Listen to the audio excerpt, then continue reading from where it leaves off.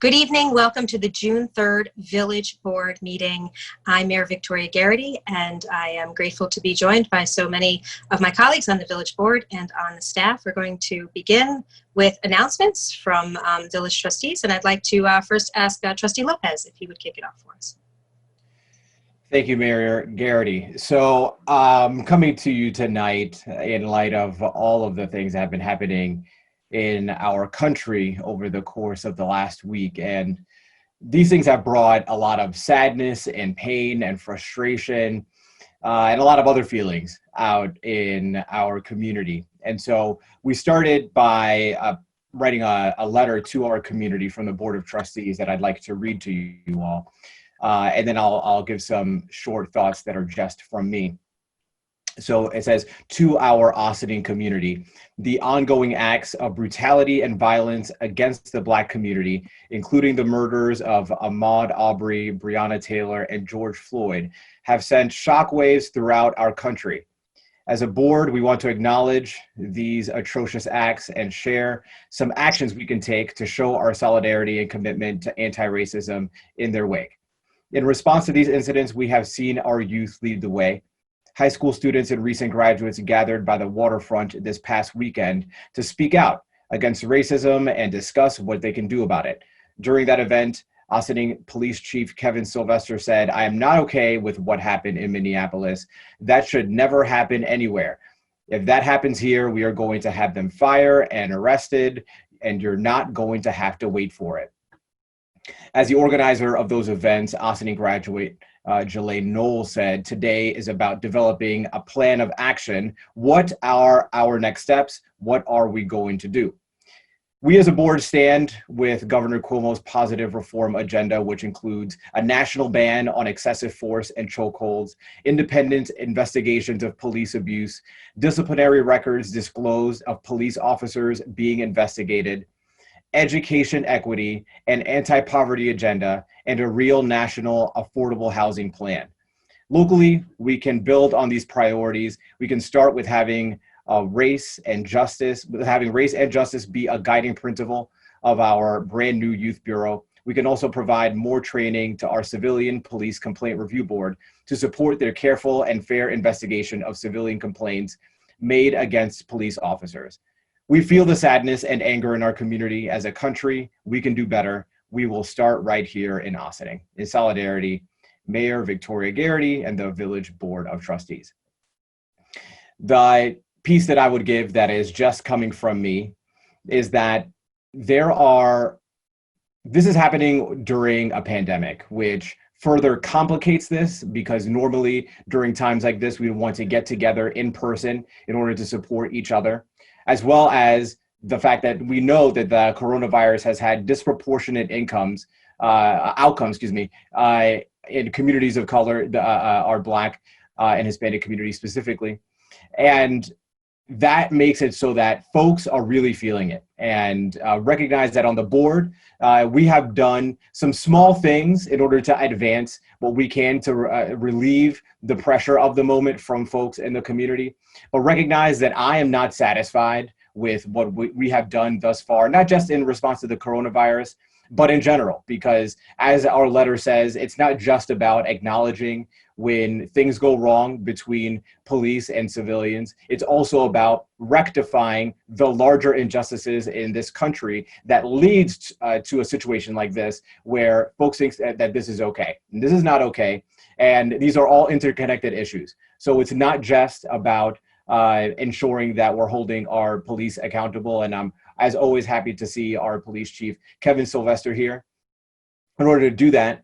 But also recognizing that this has to do with so much more in our society, with education, with housing. And so when some of these other issues come up, they can seem disconnected to this conversation about race. It's not just that we're saying people shouldn't be racist, but also being anti-racist means fighting for things like housing. And so that's going to be coming up. And I want you to remember this conversation that we're having, and the emotion and the anger and the injustice. And when we make moves in order to correct that, realize that that's part of this larger conversation.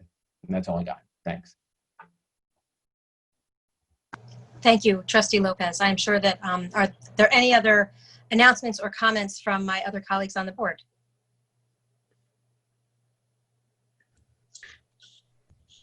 So I could go next. Thank you, Mayor. I just want to kind of piggyback on what Trustee Lopez just mentioned. In his, we all in agreement of the letter that was sent out. We all, I think, feel the sadness of what happened in the country. We are feeling the sadness that's going on in different parts of our nation with these marches. But one thing that I can say that I'm proud of is actually of our police department. The stuff that our police chief has been doing for the past several years now is try to engage our community in a different way that a lot of different police departments have been doing that. Yes, we can definitely do better. Of course we can, in a lot of different ways, not just with that, not just with housing, with, what other items can we do as a community. So those are things that I'm looking forward to keep engaging the youth of our population now in the village and the town of Austin and anywhere else that I actually want to participate in this, because I think they can provide a lot of input and a lot of stuff that, is needed in our country and be the leaders of this. So, it's very sad to see what is going on, obviously, but it also gives us the opportunity to do something better for that and benefit the community as a whole. So yes, I'm looking forward to doing these conversations and actually start not just like conversations like Trustee Lopez mentioned, is actually making movements and making changes and making things happen. So yes, I agree with all those things. So thank you. Thank you, Trustee Quesada. Are there any other trustees that would like to comment?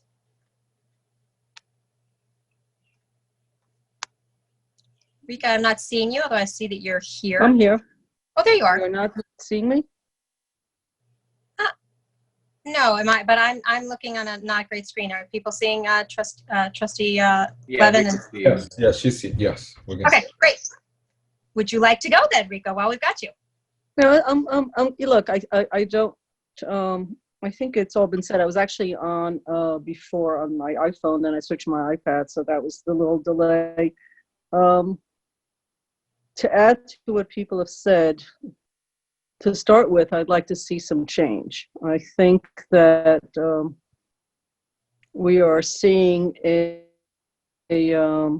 lapse of judgment, and should have better judgment in what they're doing and should be better trained to understand the public at different levels of government. Some of the police, clearly we're seeing more and more demonstrations of chiefs of police around the country and police officers walking arm in arm with various people. It's a long overdue conversation, and more importantly, some action has to be equally taken.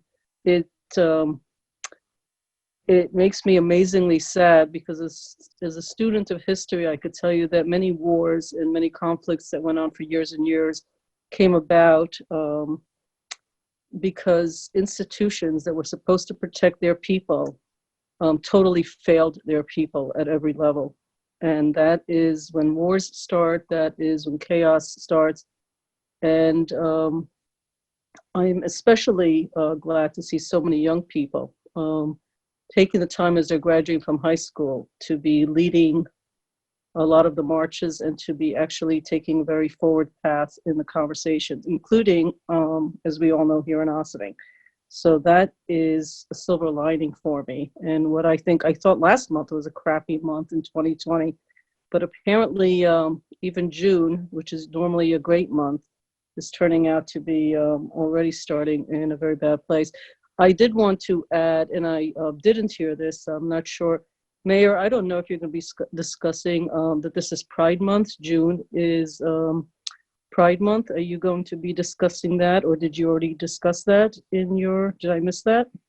We did not discuss it, but yes, I mean, do you want to just let folks know the? No, please, you go ahead. I know that you usually do that, and I saw your email earlier. Sure. Always very, very proud to be in Ossining for this, starting with sort of tradition that was started last year, I think. with members of our community and our board and our staff. I'm always grateful. I feel that's a happy note to end on for me, and move it to you. Great, thank you. I just wanted to double check if Bob Fritchie, do you have any comments or announcements tonight? I have no announcements, and just again, like Manny, I piggyback on what Omar says in agreement with the letter that we're putting out. All right, thank you. Then I guess I'll start with talking about, yes, it is Pride Month. June is Pride Month, and it's an opportunity for us to acknowledge how we can be not just allies, but members of every effort to ensure that there is equity in our community. And last year we began with having a pride flag raising in front of Village Hall. This year it's going to be, we're going to have a pride flag raising later this week at Market Square. Because of social distancing, it's going to be a virtual pride flag raising, but we will be taking video and photos of the flag as it goes up, and we have asked for quotes from a number of leaders in our community, both in the LGBT community as well as elected leaders, and we're going to be sharing that with everyone on Friday afternoon. So thank you to everyone who is participating in that. There'll be a couple of people speaking from the LGBT community, but the elected officials among us will be just sharing a quote, and then we'll be, maybe we'll want to tell our own story as we share that collaborative statement and the images of the flag raising. I did also want to talk about all that has been going on in our community and in our nation with acts, protests and rallies and initiatives like we have never seen before. And I have to say, shortly before this meeting started, I'm one of the probably millions of people that attended the webinar that was organized by President the Obama Foundation and MBK.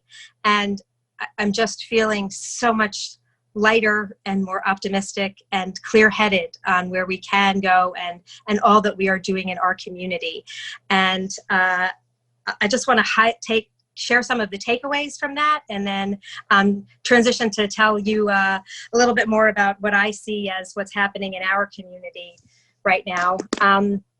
President Obama had 3 things that a community should do, and I'm really happy to report that we are doing all 3 of them and are continuing to do them even better. The first was talking about the effort that he began when he was president with the 21st Century Policing, and I'm so grateful that Chief Sylvester was one of the chiefs who traveled down to Washington, D.C. and participated in some of the training there, and then he brought back some of the programs, and that leads to number 2, which is to elect mayors and public officials who will review the use of force policy and support the implementation of the recommendations of the 21st Century Policing. And I know that Chief Sylvester has already been in contact with Dr. Marks, who led the implicit bias training that our entire department went through a couple of years ago, and is looking to come to us to include in next year's budget more training that will be designed for our department today. And I'm so excited about that. And the other thing is to be an MBK community, which we are. And the village has been very supportive of that initiative, which is largely led by the school, but then a lot of community groups that are involved in the MBK program, which is was started by the Obama Foundation and particularly works to provide mentorship and uplifting programming for young men of color. So I was so excited watching all of this, and they did give some action items, which I've already started taking action on. And I took the mayor's pledge at the obama.org mayor's pledge, which talks about how we can move forward all of those important agenda items. And then I reached out to Kimberly Cohen, who is the member of the Civilian Police Complaint Review Board, who has been with us the longest. We had a lot of turnover in the Civilian Police Complaint Review Board, and we had just appointed some new members, and they had just been planning to get together for some training, and then all of the, the world kind of shut down. And so we talked about how she can reach out to the members of the board and convene a meeting, even if it's just to say, hi, this is who I am, and I'm grateful to be part of this organization, especially in this moment where we can do so much value in serving our community on the Civilian Police Complaint Review Board. And there were a couple more takeaways that I just want to mention for those of us in elected government, those of us who are integrally involved in the budget decision making here in the village. And that was the statement that budgets are moral documents. And we often talk about, if you want to know what someone's priorities are, take a look at where the money goes. But calling it a moral document was a good reminder to me as we go into what I imagine will be my last budget as mayor. I'm really going to have that quote in mind as we enter our budget season and look for opportunities to make sure that our money really is reflecting our values. And that is seen when we do things like pay for Dr. Marks, for example, perhaps to come and do additional training with our police force, or when we dedicate funds to our youth bureau, which leads me to something else that I wanted to talk about, which is the young people of Ossining. There was a quote from Eric Holder today that I wrote down, which talked about youth leadership working with folks our age and maybe a little older who have a little life experience, and the combination of idealism and experience is what leads to the most effective movement. And so with that in mind, we were all so inspired by the conversation that was begun by Jalay Knowles and other young people from Ossining about all that we have been seeing happening in the country right now, not just the rallies and the protests, but the movement, the engagement at a level that we've not seen in generations.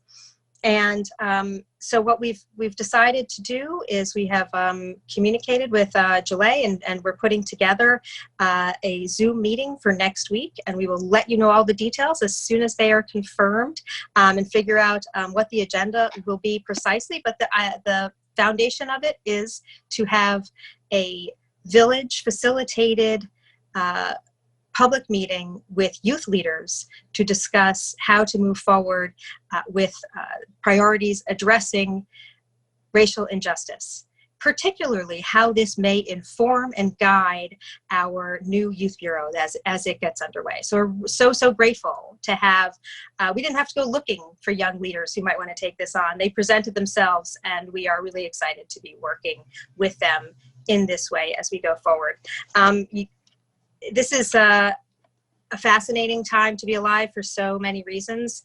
I have to say, I felt a lot of conflict about how I can best support our community's efforts to address matters of racial injustice, and how can we move forward in this moment and make the most of it while people are paying attention in a way that they have not before.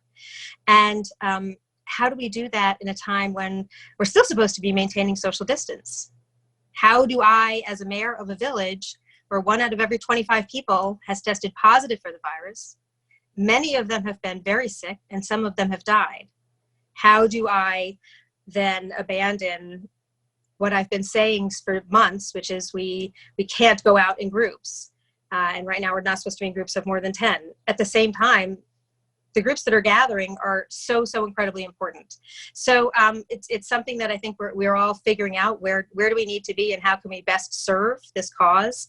And I want people to understand that if some of us feel that not physically standing next to someone at a rally or at a peaceful protest should not be misunderstood as not standing by someone in this very important movement for our community. And I think part of the reason why we are seeing people of all colors, motivated to try and make change and come together right now, the way that I think that might be getting influenced by our experience dealing with this virus. It's not just that people are out of work or have more time on their hands, or are recognizing the injustice of everything in our community, everything in our society, as it is amplified by the virus, as more people of color are experiencing the illness and higher morbidity rates of the illness. I think it's as basic as the fact that we realize how interconnected we are. The air that I breathe in and out is the air that the person next to me is breathing in and out. We are connected whether we realize it or not. And now we're starting to understand that at such a basic level. We are also integrally a part of the institutional racism that has created the problems that we have been seeing since the founding of our country. We've been seeing it on camera. Black people being beaten and killed since Rodney King for most of my adult life. And right now we're understanding the important role that we all play in a way that I don't think we have before. And I'm grateful to be in this community at this moment, where when we come together, we know we're in a safe place. We know we have a police department that shares those values and wants to support this movement in a way that Ossining is able to move forward, that in a way that so many other communities are not. And so with that, I would like to, I don't think we ever took roll, so although we did all just announce that we were here. So I guess I'll turn it briefly over to our clerk to call roll, and then I would like to move forward with administrative reports in reverse order this week. The manager's office has a lot that they're going to be talking about.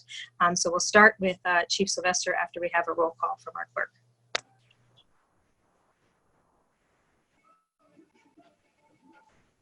Okay, Trustee Fritchie, Present. Trustee Levin, Sorry, had the mute on. Present. Trustee Lopez, Present. Trustee Quesada, Present. Mayor Garrity, Present. and we also didn't do the Pledge of Allegiance. I mean, sorry. Yeah. We actually haven't been doing the Pledge of Allegiance. Oh, we for the haven't? Zoom meetings. I'm getting I guess confused because between we're the all town and sitting the in front of village. screen, and we'd have to stand up, but you're right. If we still have that on the agenda, it's not been something that we've done during the Zoom rooms. I was at the town one, and the town does it, so I was getting a bit Do confused. they? Oh, okay. Yeah. Okay. Okay, never mind. Okay, I'm good. Chief Sylvester? Sorry, we're balancing a few different operations here. Is it my turn? Am I up? It's on you, buddy, whenever you're ready. All right, I apologize for the delay. It's certainly been a challenging week for the police department for a lot of the same reasons that everybody else is feeling, but you know, it becomes very personal for us, not for the sake of the officers or the former officers that were arrested today or over the last couple of days, but for the community that's feeling so many different difficult emotions.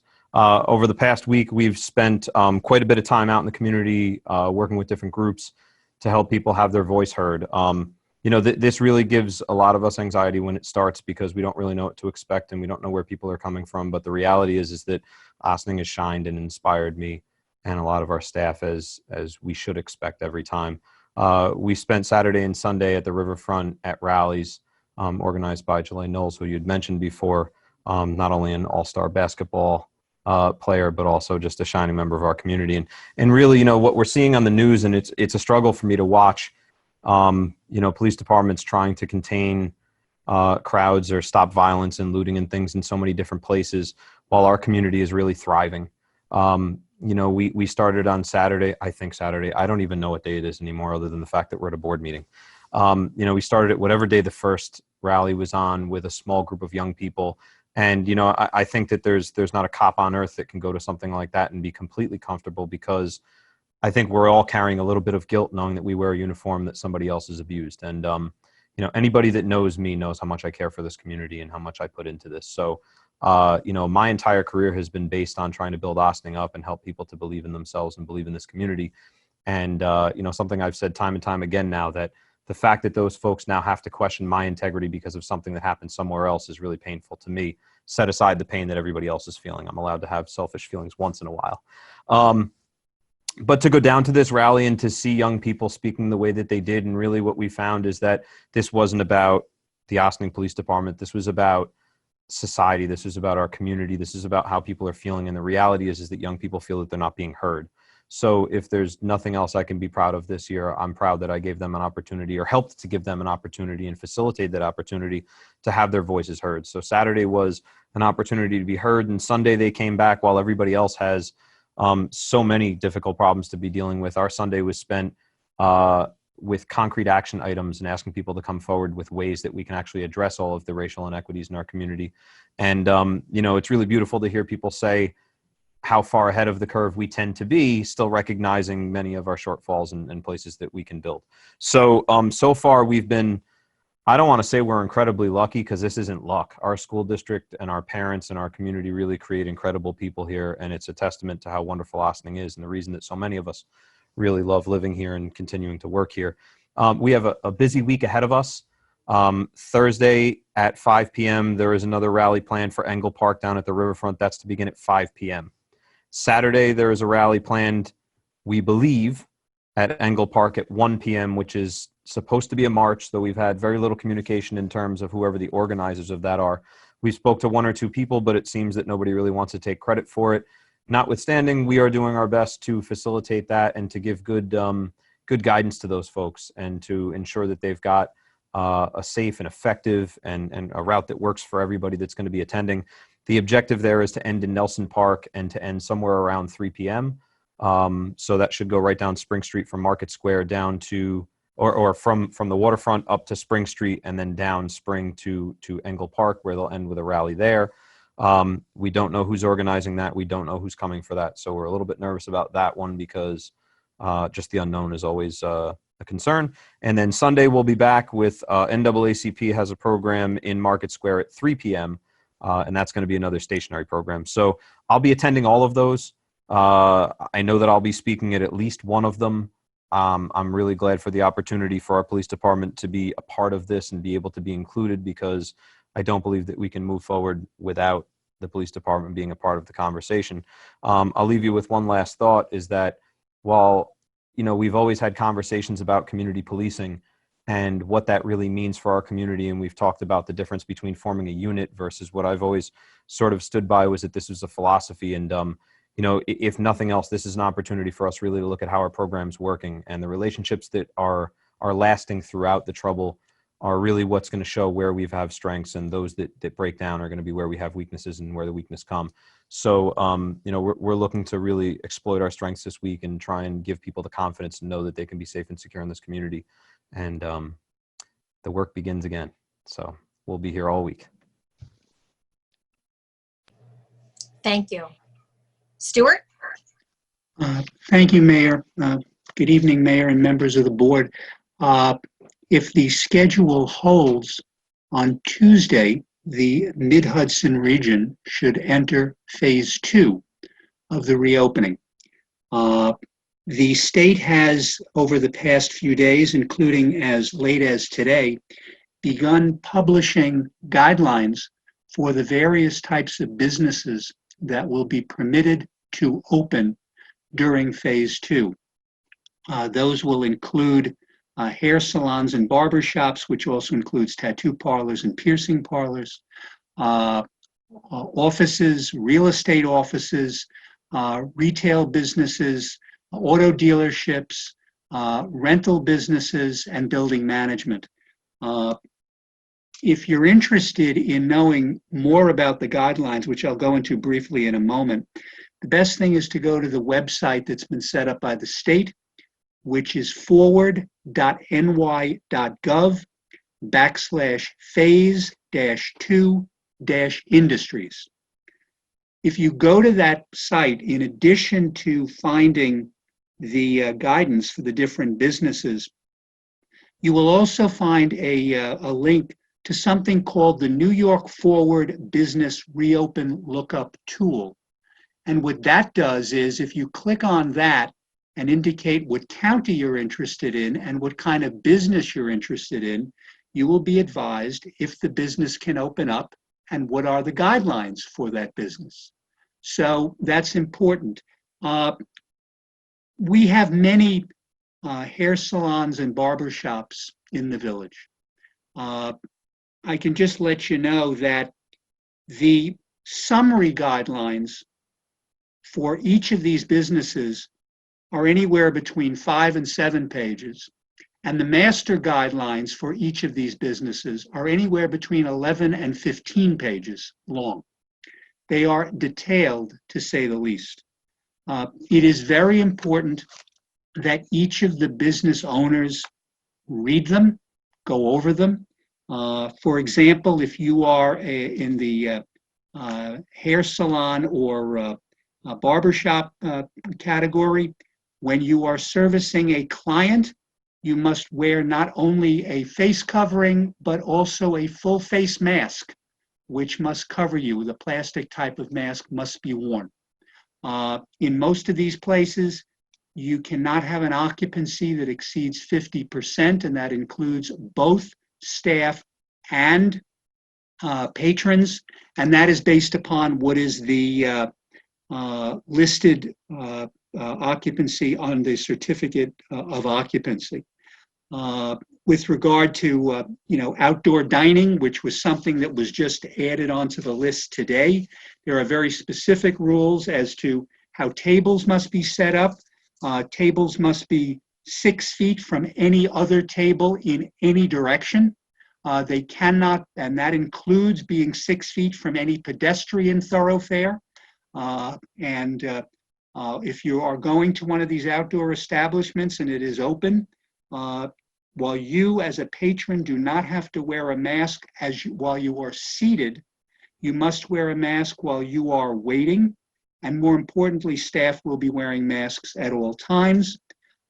Employers will be required to screen their employees, and in certain cases, vendors as well, and are also strongly encouraged to try to screen or at least get contact information from their patrons or customers. I urge anyone who is in one of these business categories to read this. There is what's also called a reopening safety plan template, which is to be completed by each business owner. It's also to be signed by each business owner.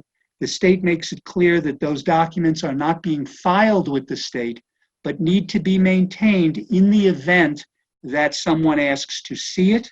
Guidelines that each location are following are to be posted prominently at the particular businesses. And in the case of particularly outdoor dining facilities and commercial buildings, it's very important that those buildings and businesses do a pre-check before they open. Make sure that what they are doing is consistent with health and safety. If anyone has a question on some of these, to the extent that I'm able to answer, please feel free to contact my office. I did get a call today from a woman who operates a salon, and the question she had, unfortunately, I could not answer, which is, where do you get a full face shield? So I told her that she should try to contact the state and see what information she could get. And it's important.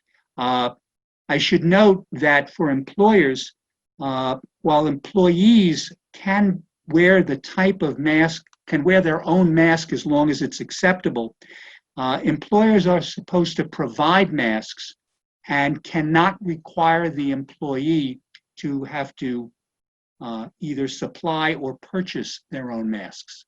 So that's the employer's obligation. So these guidances are there, and again, they're already in effect for those regions of the state where they are already in phase 2. The Mid-Hudson, Nassau, and Suffolk will be going into phase 2 next week. So it is important that those businesses be aware of what is going to be required of them, and that will be going forward. And it's important for all the businesses, social distancing at a minimum of 6 feet must be maintained. That is critical for all these businesses to operate. What they do not want, and what the state does not want, is people waiting outside, which would cause them to congregate. So if, for example, you're going into an elevator, they're going to want just one person in the elevator. Unless there's more, if there's more than one person entering the elevator, they all must be masked. And in any event, you cannot have more than 50% occupancy in that limited space. So I would again recommend that everyone read it. We'll read these various guidances. Any questions, please feel free to contact me at the village through the village manager's office, 941-3554, extension 101, or Kahan at villageofossining.org, and I will try to answer as best I can. But again, they're fairly lengthy, and it's important to know that. With regard to tonight's agenda, we do have a resolution, Resolution C, which would extend the deferral of payments on unpaid water charges and sewer rents through the 5th of August. And we also have a resolution that I'm sure Martha will be able to talk more of a little later, which deals with authorizing the village clerk to temporarily issue refunds to holders of railroad station parking tags for the period of July 1, 2020 through December 31, 2020. And that will be heard tonight. Just so folks know, if you are looking to get that refund, you must return your hang tag before you get the refund. And we will be, and Martha, I think, will talk more about that, but those two resolutions will be before the board. There are some others as well, but I just wanted to bring those to the board's attention. Thank you, Mayor, and thank you, board. Thank you, Stuart. Karen and team, you're up. Thank you, Mayor. Thank you. Good evening, everybody. We do have some announcements tonight, and we will be talking about some of the things that Corporation Counsel just talked about reopening of businesses and getting ready for those things. However, I want to start, we have a couple of things going on and some nice things that symbolize the good things that are happening in Austin, even in these very difficult times, and some progress on some initiatives that we had started in January before we knew how this year was going to go. So I'd like to start with turning this over to Jamie Hoffman to just give a very brief update on our book harvest and how that was going and how well received it was. So. Thank you, Karen. Thank you, board. I wanted to tell everyone that we had our first book harvest as part of our food distribution on Tuesday at the community center from 9 to 11 in the morning. And we are partnering with the school district, and we put it out there through both us and the school district, and we received 16 bins of books that are currently quarantining at the community center for the next 2 weeks. Some nice things to point out. I think we've all seen the book donations that you see in various areas, but I have to say that some of the great things that came in where people really cared about the books that they had that they no longer need.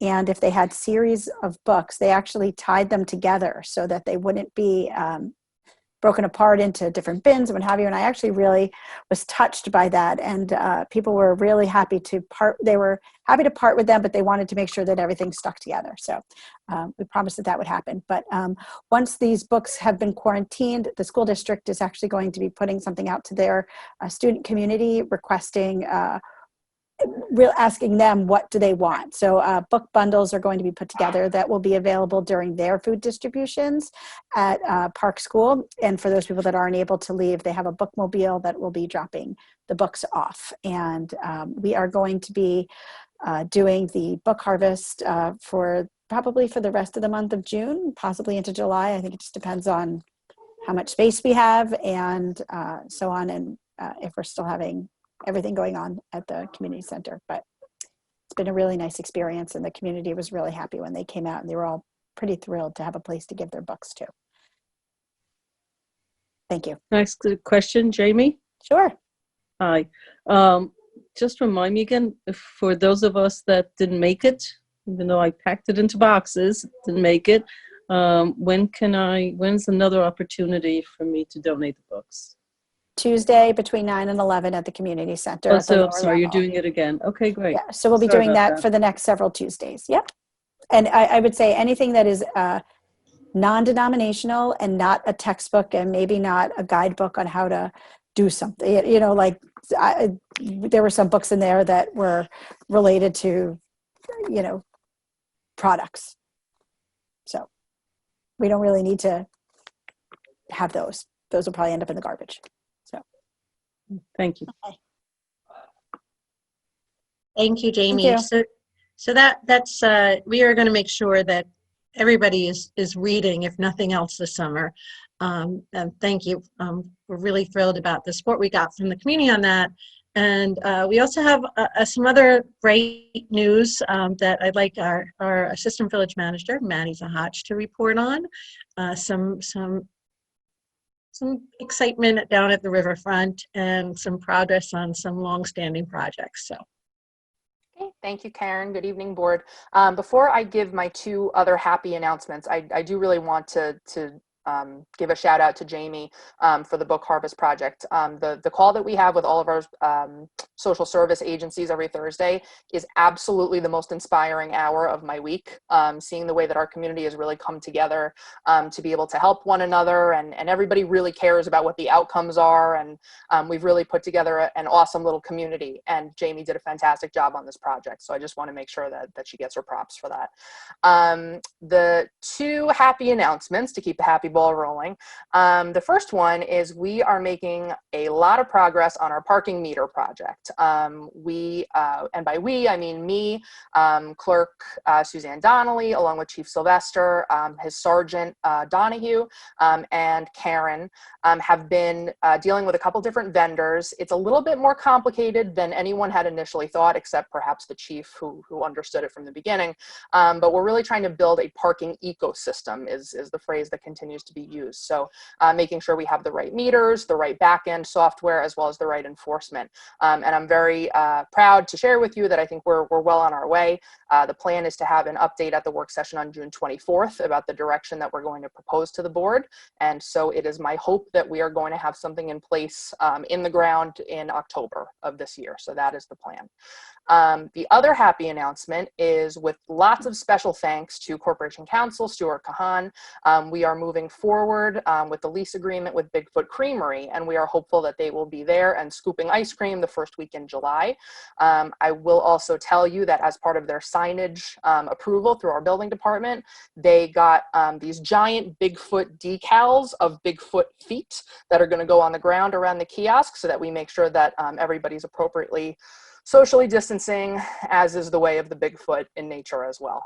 So we are really excited for both of those projects to pick up some speed in the next couple of weeks, and I look forward to updating you on both.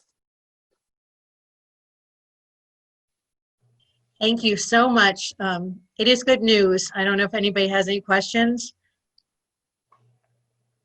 Okay. Nope, I was gonna say no questions. Just really excited for both of those things, but especially for ice cream on the waterfront. That is, you know, my work there as mayor is done. That was great. It's very exciting, and we are very happy to have that happening.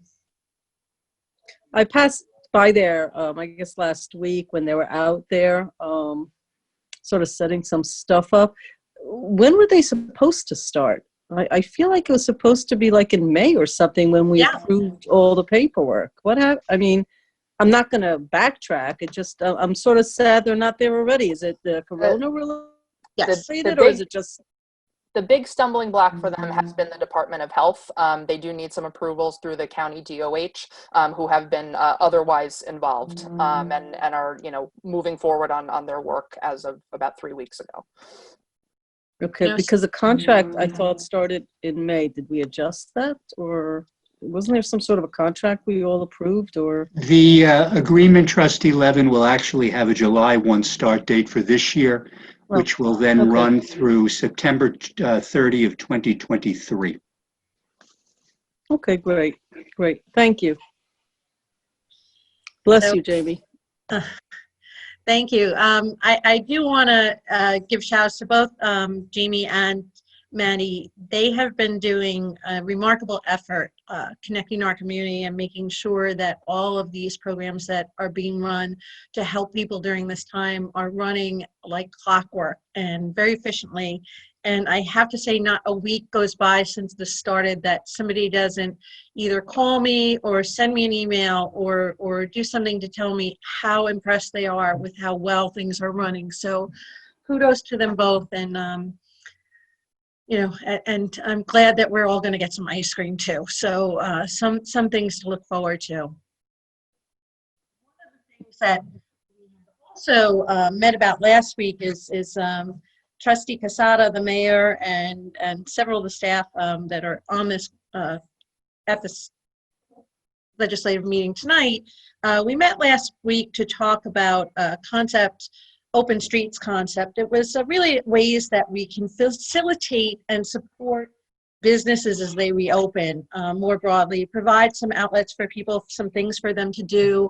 It was based on looking at some things that other communities were doing and looking how we can adapt that here. We also talked within the Open Streets program about some other things that, bicycle routes and allowing for more cycling and safer cycling. And we talked about also as well, we have a lot of kids in our community who live in the village who don't have yards to play in and don't have a place where they can go ride their bikes. So we talked about looking at what street closings might look like in some of those communities on a broader scale, regular street closings where we can just shut off blocks at a time and let parents get outside with their kids, let kids ride bikes and blow bubbles and do things in a socially responsible way. And we are looking at all those things. The chief is looking at where we can really maybe establish bike routes, working with Paul Fraioli and the DPW department, where we can facilitate people cycling around town. We're looking at ways we can implement street closings to facilitate good outdoor activities for kids. And then we were also looking at ways that we can help our businesses, our restaurants. We've talked about a lot of things. What we are starting to do now is reach out to the community, the business owners on what they want to see. And our initial conversations have been varied. So it sort of depends. We have an interesting business district, which extends from Roosevelt Square, all down Croton Avenue, Main Street, down to the waterfront. And throughout that terrain, we have different opportunities and different limitations too. And in reviewing the guidelines that came out today that Corporation Counsel Kahan just mentioned, navigating this is going to be more complicated than we thought it was going to be, as typically the case. We now know better what this outdoor dining experience would look like. The good news is will fall into, the outdoor dining part will fall into phase 2, which means we want to get ready for it. The challenges, I think, for the business owners in terms of spacing, we have limited spaces for a lot of outdoor dining in a lot of our areas. I want to understand better what the ramifications are if we have to be 6 feet away from pedestrian. That's going to be more of a distance than sometimes the sidewalks itself. So we have some things to work through. We are also, while we're doing this, we are talking to the business community. We've had conversations with the Chamber of Commerce, with some individual business owners, and we're meeting with a group of restaurant owners tomorrow to talk about different ways we can do this. We've talked about what things might look like. We looked at maybe setting up some tables and chairs at Market Square to allow for some alternative space for dining. Again, the rules that guide this are changing moment by moment, and that does complicate things a bit.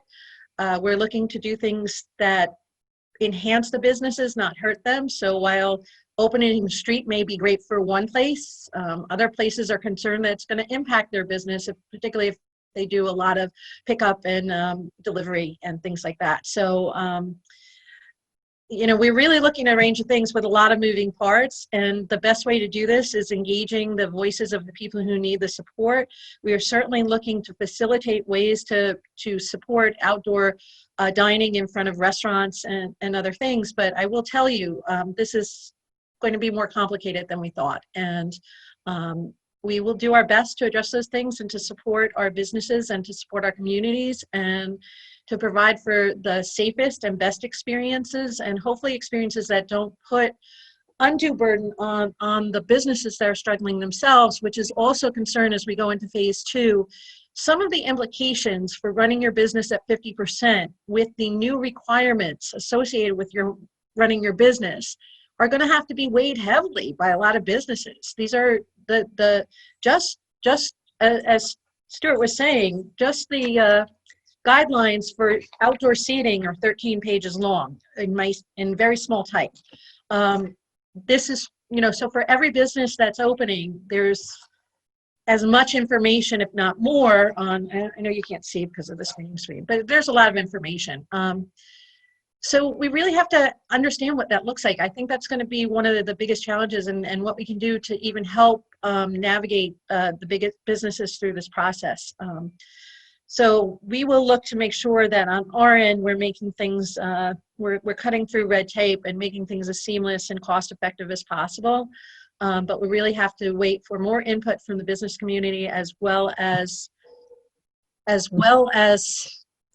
more guidance and more guidance about how to implement the guidance. So that's where we are right now with our open, closed streets. Maybe like we're really looking at a lot of things. So anyway, does anybody have any questions?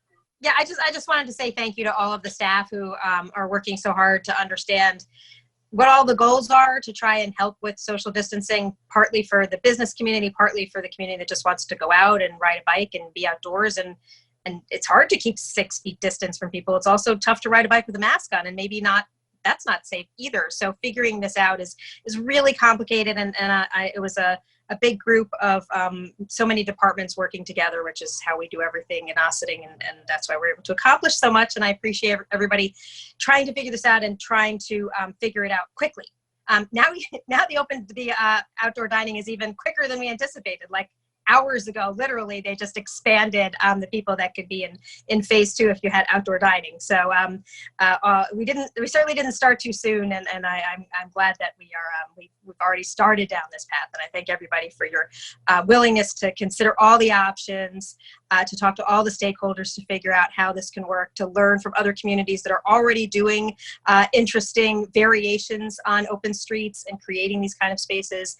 And I'm really pleased to see, I'm excited to see what we can accomplish to make it a better, safer community for this upcoming season.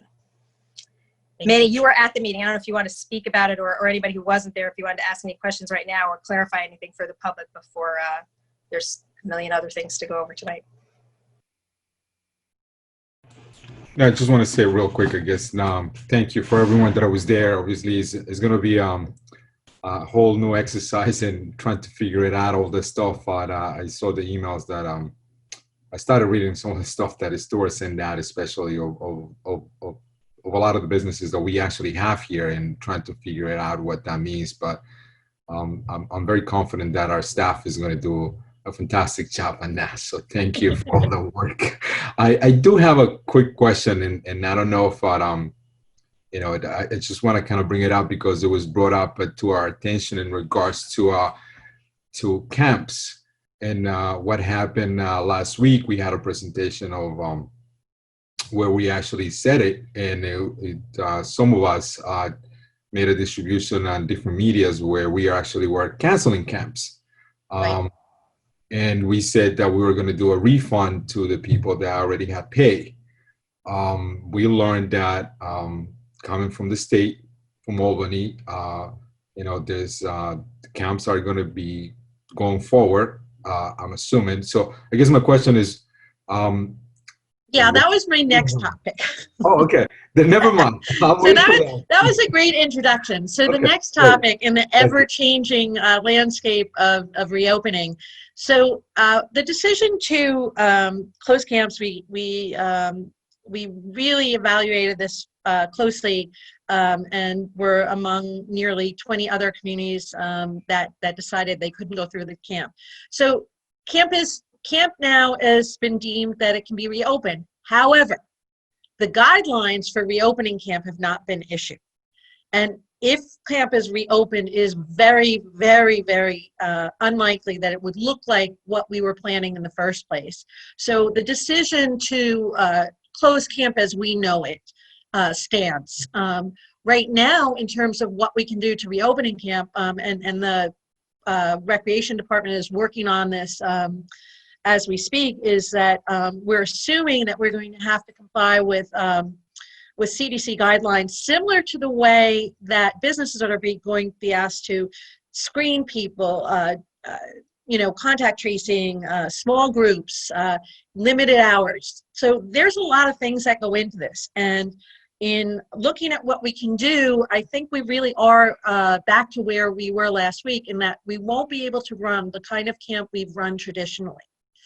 We may be able to run programs, but one of the things that we're going to have to really look at is, and this is true for the businesses as well, what we need to do to be in compliance we have to be able to know that we're going to be able to accomplish it and do it safely, which I have confidence that we'll be able to do. But it's far more likely that we would be taking a camp that I think serves, I want to say 800 kids, and narrowing it down to a camp that maybe serves far fewer children, and also for shorter amounts of time. So maybe we can increase the number of kids, but they're running on different days. That is going to have an impact on how we staff the camp, what we need to do. It will have an impact on costs. We don't know what those are yet. So we will do everything we can to provide programming for people. We're committed to that. But there are a lot of unknowns now, and we really want to make sure that as we do this, that we can ensure that safety. My guess is we're going to be doing it, again, in a smaller scale, in reduced numbers of children, reduced hours of programming. So we're really sort of back where we started. However, we are looking at those programs that we can do and activities that we can do, arts and crafts, sports instruction, things that we can do virtually, things that hopefully we can do in parks. And again, we're just looking, we do need a bit more guidance to understand what we really need to do to execute that effectively. Okay, I know that it's a difficult thing. It's pretty complex initiative on a good year when things are as we expect them to be. So and it's so late in the game to be starting this. It was 3 months ago almost that we started with the normal registration, and then would be hiring people from there. So I understand that the recreation department is in a tough spot, and so I'm sure you'll just do everything you can to figure it out quickly and keep us posted. And I'm sure by next week, if there hasn't been something pushed out, we're going to ask for another update, and families are trying to figure out what they're doing for the season, and it's going to be for a lot of families, it's dependent on camp availability. So I will say this: our rec department is meeting regularly to maintain the current program, and they're doing the virtual programming, but they're also trying to tee up things so that when we do figure out what we can do, that we're ready to roll. Obviously, when you're talking about maybe hiring additional staff or things like that, when you don't know what it looks like, it's a little bit challenging. But we are trying to figure out different scenarios, and we're working with other communities. We're all in the same boat. And some communities have gone out and said, basically they're saying the same things we are, like, camp as we know it, just because camp can run, is not what's going to happen. And then we just really have to evaluate the capacity that we have to do something that is beneficial and maintain safety. So it is a very challenging times. And even getting back to the businesses and everything, we have a lot of small businesses that I think that the requirements to open a business would be onerous for large businesses and people who have staffs of counsel to sift through these to understand what they mean. This is going to be difficult. It's going to be expensive, and it also is, going to put. We're going to have to make sure that we're able to provide as much support and direct to the right support as possible. It's also going to, I think, increase what we're doing in terms of code enforcement too, because while we want people to be successful, the ramifications of non-compliance on some of these things could be significant health risks to our community. So this is a challenging time for us. We are going to rise to the challenge, of course, but it is a challenging time.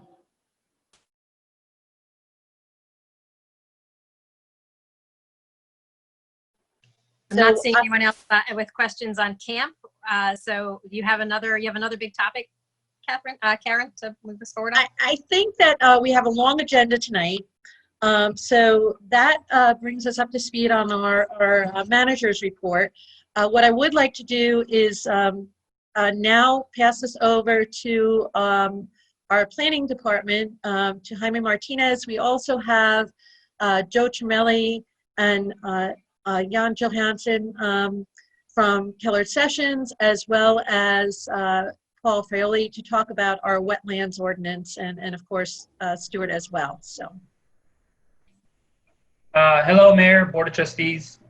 Thank you again for talking about this today. Last week, we sort of left off with, we had some preliminary comments from Keller Sessions with the expectation that we'd get more, and we were looking into also speaking with Paul Fraioli to get his comments as village engineer.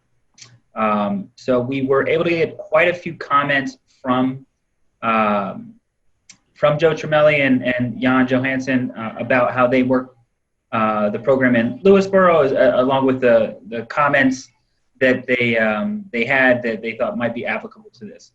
They're pretty in the weeds, so I'm going to allow them to, if you don't mind, kind of go through some of those specific comments that you had, and then more, get into the broader discussion. I think about the biggest comment they had, which was that the administrative permits that would be provided probably should be handled by a wetlands professional, namely working with them in the same capacity that other municipalities have worked with them to get this work done. So with that, I'm going to hand it over to you, Joe, and you can go.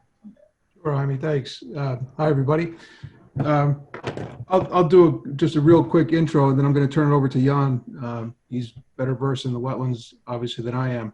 But as Jaime said, we gave the proposed ordinance a preliminary look. We had some comments, a lot of comments regarding definitions and some of the language and references that we thought may be better suited.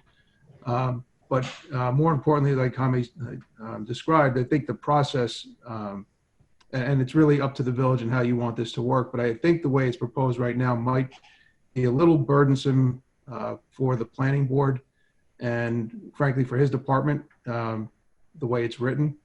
And in speaking with Jaime and Karen, we thought that someone like ourselves, a wetland professional, environmental office, could handle the more administrative process of the wetland permitting program.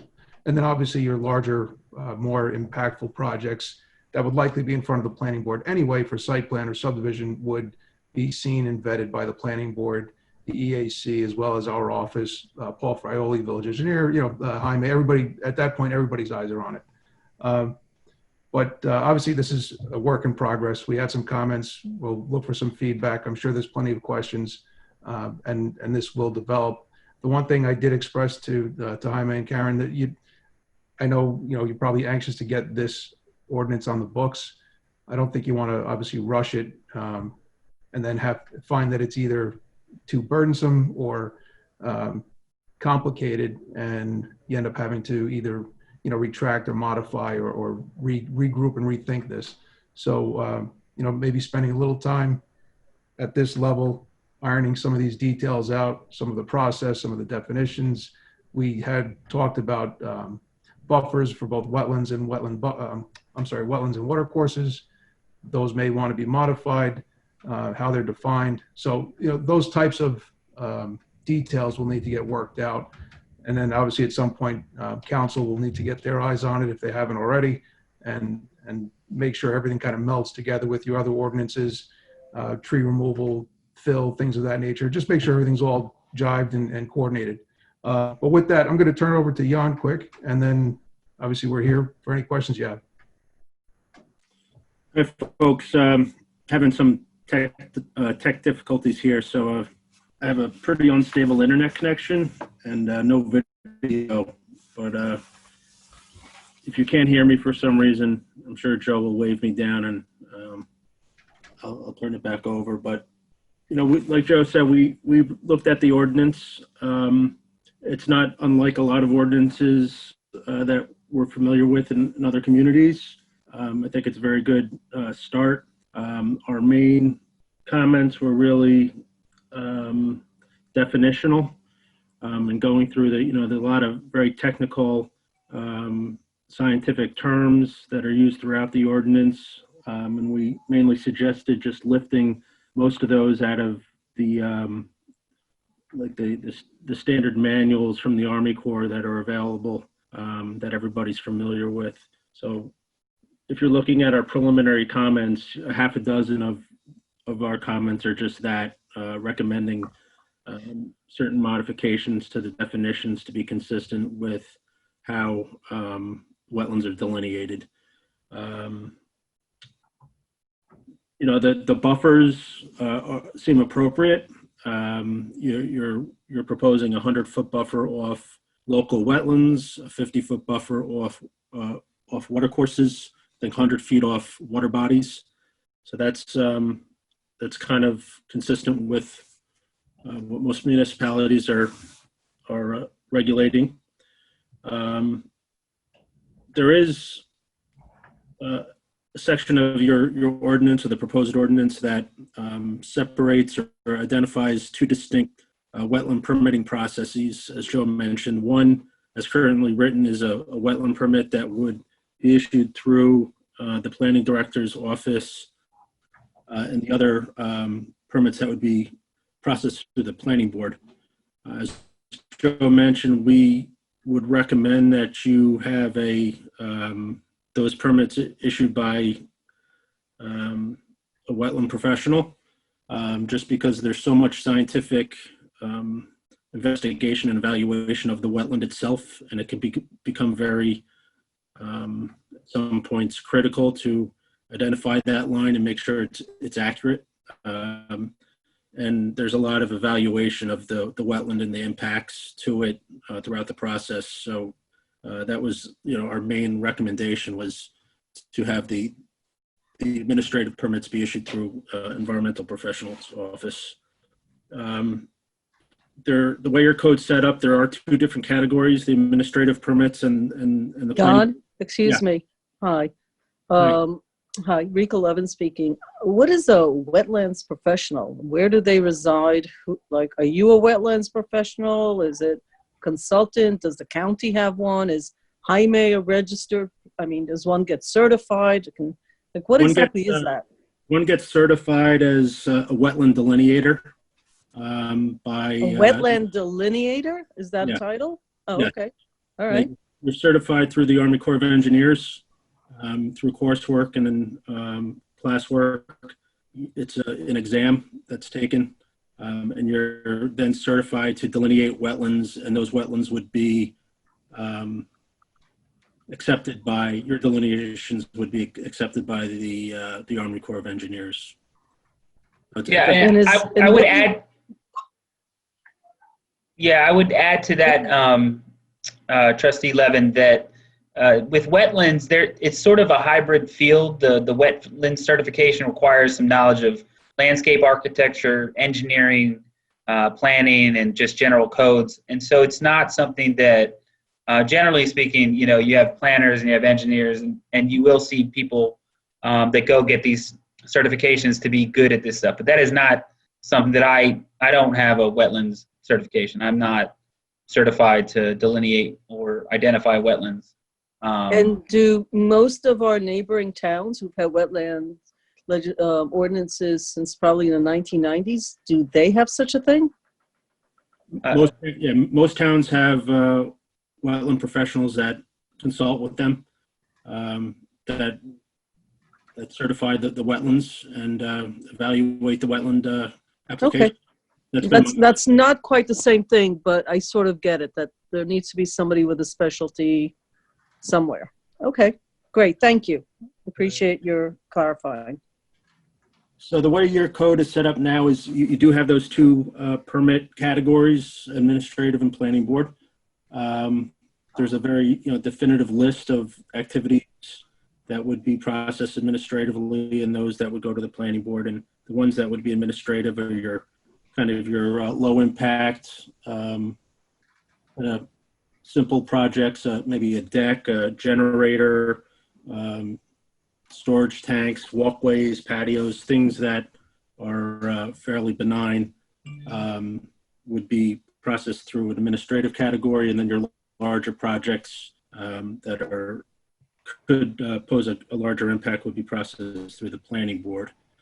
The list that's provided appears, adequate. You may want to expand upon the administrative list, because I think you would end up getting a lot of projects, maybe unattended projects going to the planning board, and I'm not sure that you'd want to load up the planning board with those type of applications, but that's totally up to you what type of applications you want to be administered through, like our office or the building department, and those that would go to the planning board. But it looked like a lot of applications would be going to the planning board. And then the other category that we kind of focused on was enforcement. We would recommend that the enforcement be done through the building department in consultation with a professional, and that if there was a violation issued for some reason for non-compliance, right now you have that going to the planning board. It's currently written. Planning boards can be, they're not accustomed in most cases to levy fines or civil penalties. It can be uncomfortable, and it could also bog down their agendas. So you may want those things to be handled similarly to a building violation or building code violation with an order to remedy. And if it has to go further than that, to the justice court, that would be my recommendation. That was kind of like the broad overview. Like I said, we had a lot of comments that were kind of in the weeds with the definitions, but that was the broad brush. Great. I just add, Jan, you finished up? Yes, thank you. Thanks, Jan. So, trustees, good evening. Jaime, when Jaime and I met last week with the group, the main focus to come out of this was we don't want to be a burden with the implementation of this program. So I know Jaime's working hard on developing like a cost structure, and being the first face when things come into the counter, he can address things right there and really take care of the brunt of these wetland candidates with a very mundane administrative fee and review.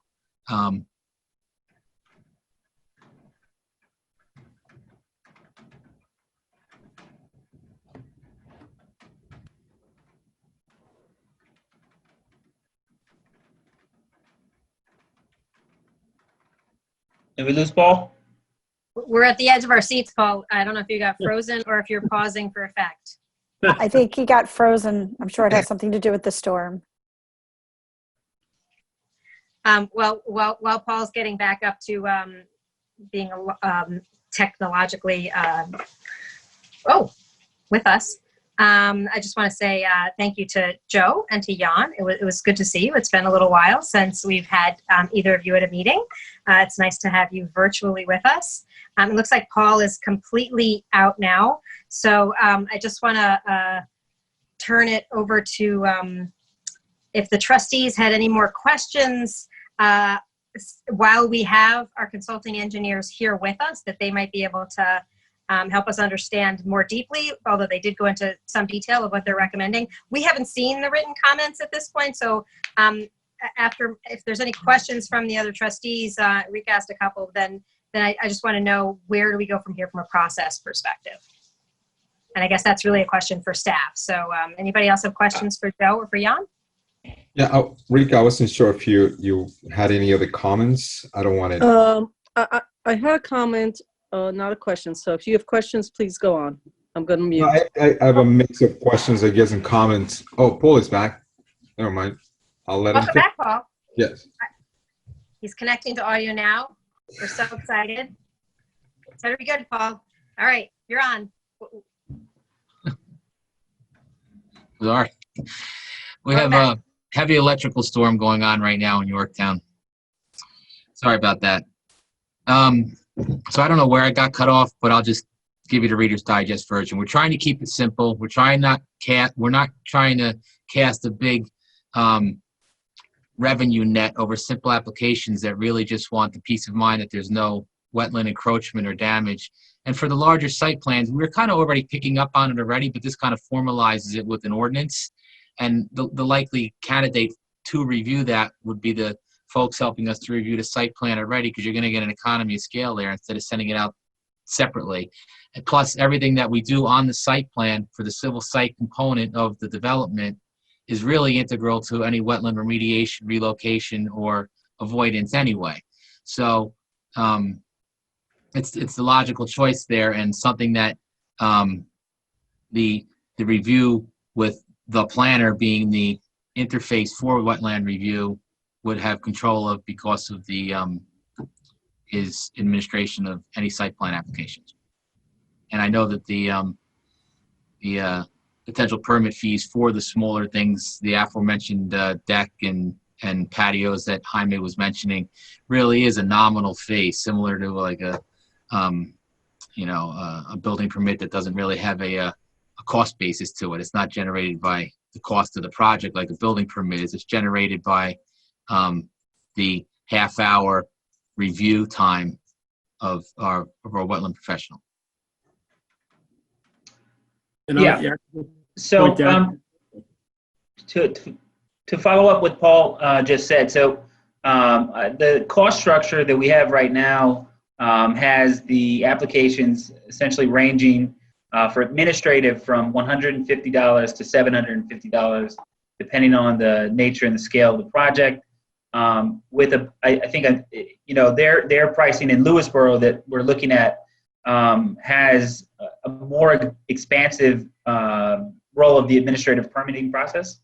And then for projects that go to the planning board, they fall under the existing escrow agreement that we have. So this would essentially be the creation of some new rules, but would be cost neutral to the village, and also keeping the costs as low as reasonably possible for the individuals that are coming in and trying to do various different projects in their house, which I think is something that is important to, to not overburden the people who live in the village, but also work to maintain the environmental goals that are set forth with the Wetlands Ordinance and protection of those wetlands. So it is pretty, their comments, I can make sure that, I guess either Stuart can send them to you or I can send them to you, but we do have those comments as well as that fee structure for your review. The biggest thing I think is, which would be helpful to maybe get some sense of today, is figuring out whether or not you'd like to expand the administrative permits beyond where they are right now, to include maybe a larger list, and considering what that list is going to look like, and also considering whether or not there would be a need for any EAC referrals for administrative permits. Currently, there are some instances where under the text that was sent to you, that EAC would be getting a referral for an administrative permit. And the idea of an administrative permit is to prevent people from coming up and having to get extra time and review for processes because they're somewhat nominal. If you enable to not have to go to the EAC for those administrative reviews, it would make that process a little bit easier, while still maintaining that if it is a project that is of significant scale, it's going to go to the planning board and it's going to get referred out to the EAC.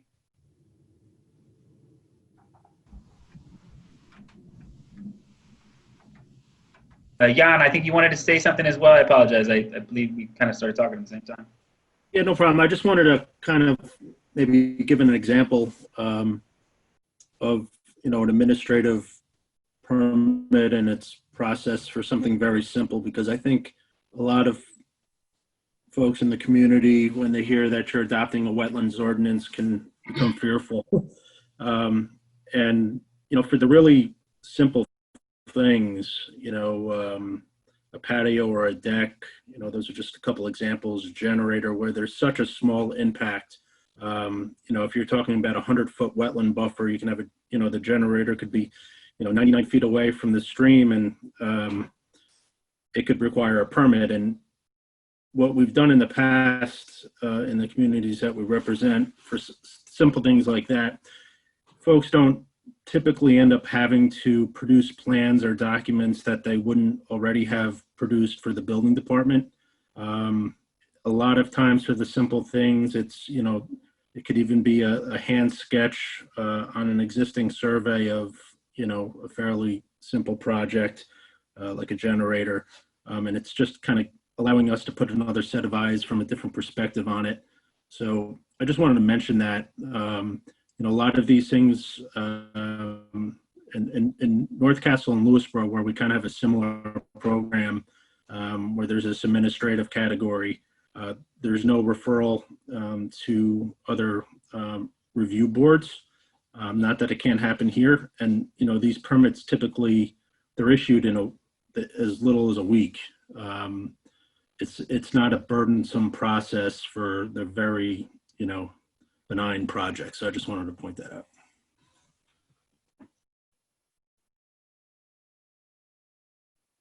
Yeah, you know, some of the items that are on their list for administrative wetland permits are things that we just didn't really consider in the text of our language. There's things like in-ground pools. I don't know if we, you know, kind of envisioned discussing that. There was discussion about septic repair and soil testing and things like that that are unmentioned, I believe, at this point in the language of the text, and therefore, because they're not mentioned, it's essentially, you know, we created a list that says if it's not on this list, it goes to the planning board, it gets referred out. And so when we're talking about expanding the list, we're sort of talking about things that just really weren't considered as a part of the process, but would technically have to get sent out, and that's why they're reasonable. I could show you the administrative wetland permit fee schedule if I'm allowed to share my screen. Jamie, just lean forward. I think that's good news for you, Jaime. I see it, yeah. All right. Okay. You have been assigned. Yep.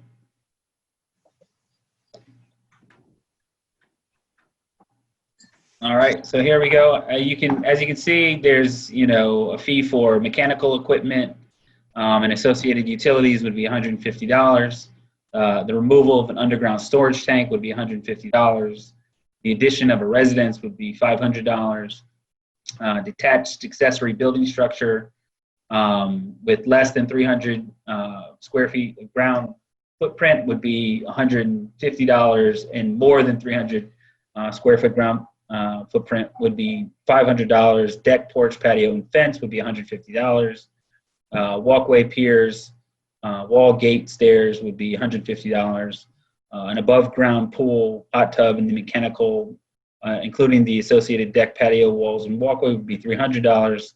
An in-ground pool and mechanical equipment with the deck, patio, walls, walkway, and etc. would be $750. A recreational court, such as tennis, basketball, and volleyball, and the associated utilities would be $500. Above ground or underground utilities would be $150. The installation or modification of a driveway or driveway surface would be $500. The installation or modification of stormwater practice drainage would be $200. Septic repair, $150. Soil testing, $150.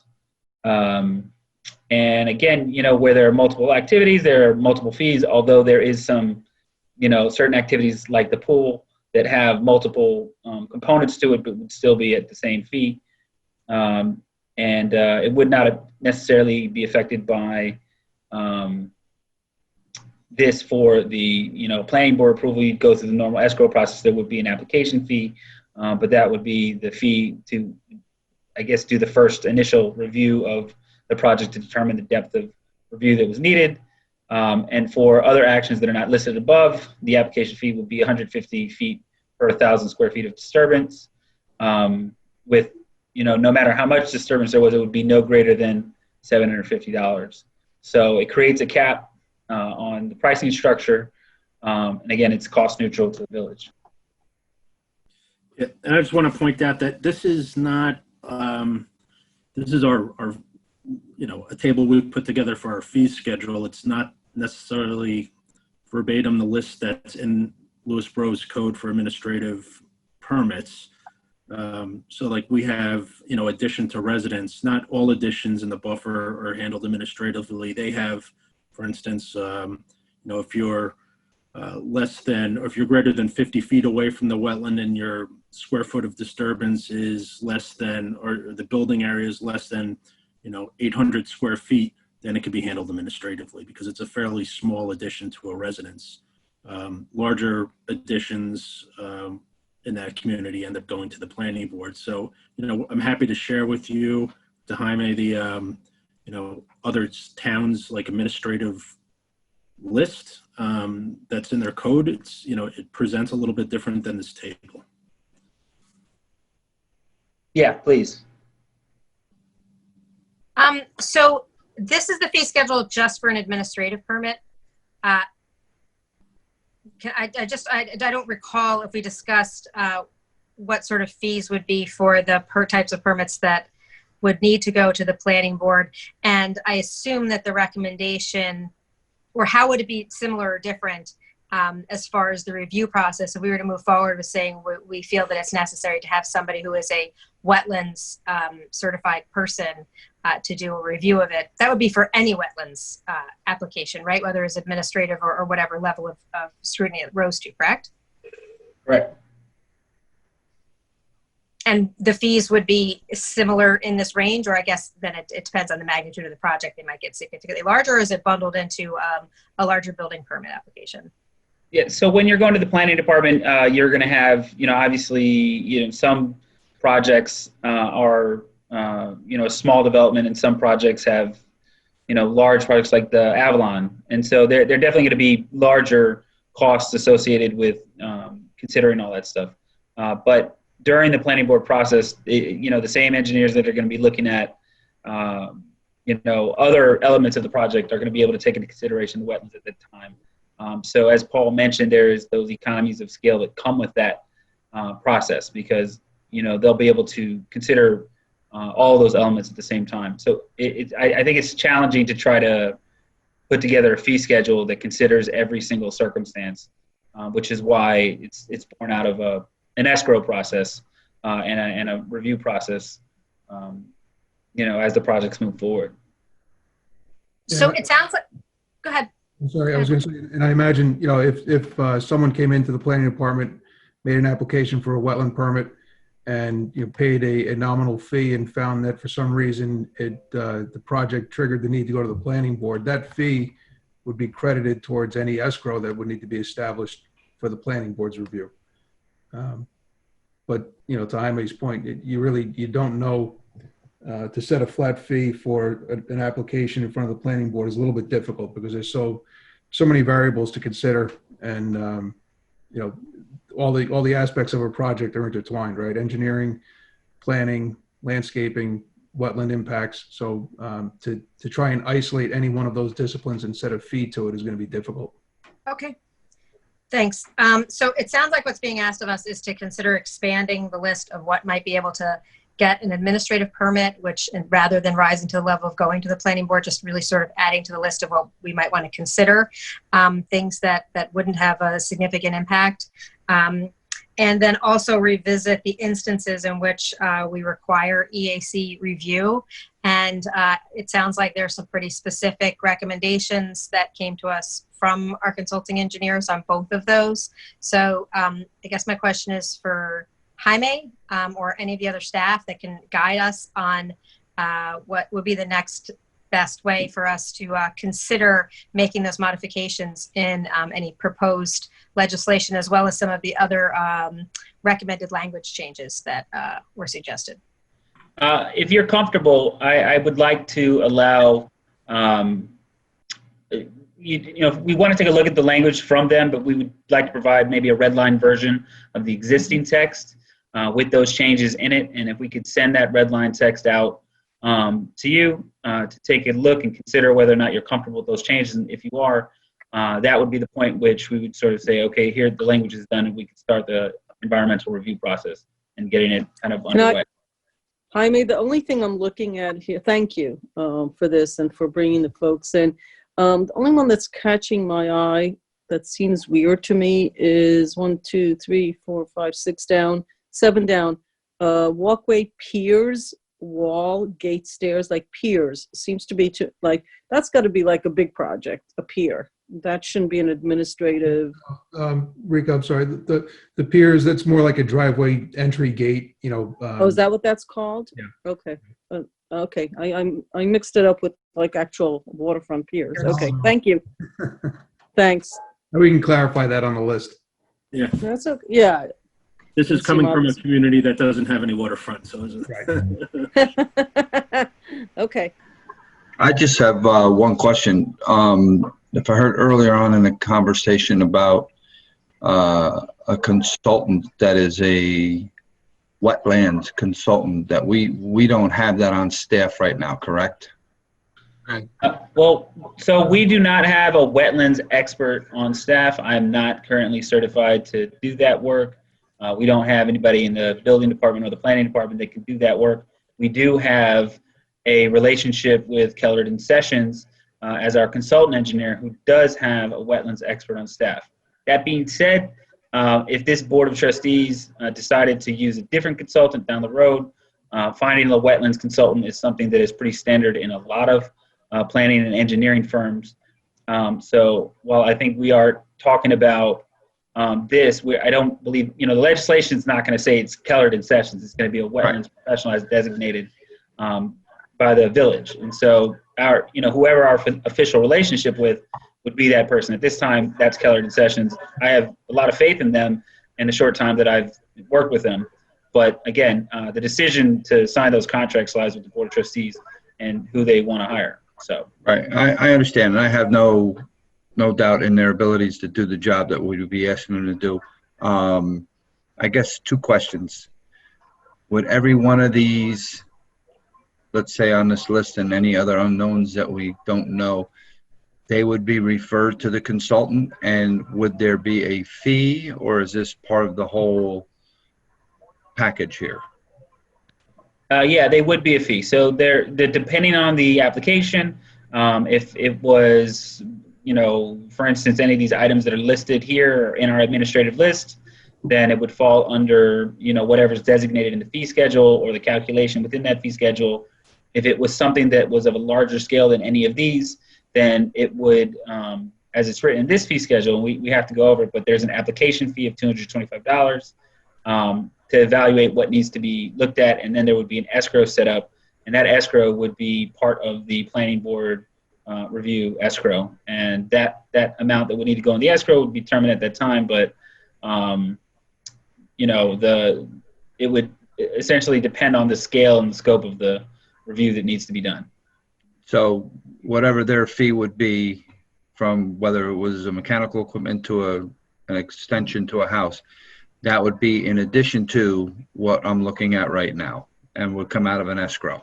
No, that would be, it'd be cost neutral to the village. So this is not necessarily money that would, we would take the money and then pay the consultant, but essentially we would not be getting a fee and then charging an additional fee for the review. Okay. So people wouldn't be getting hit twice. They would pay this fee and that would be it.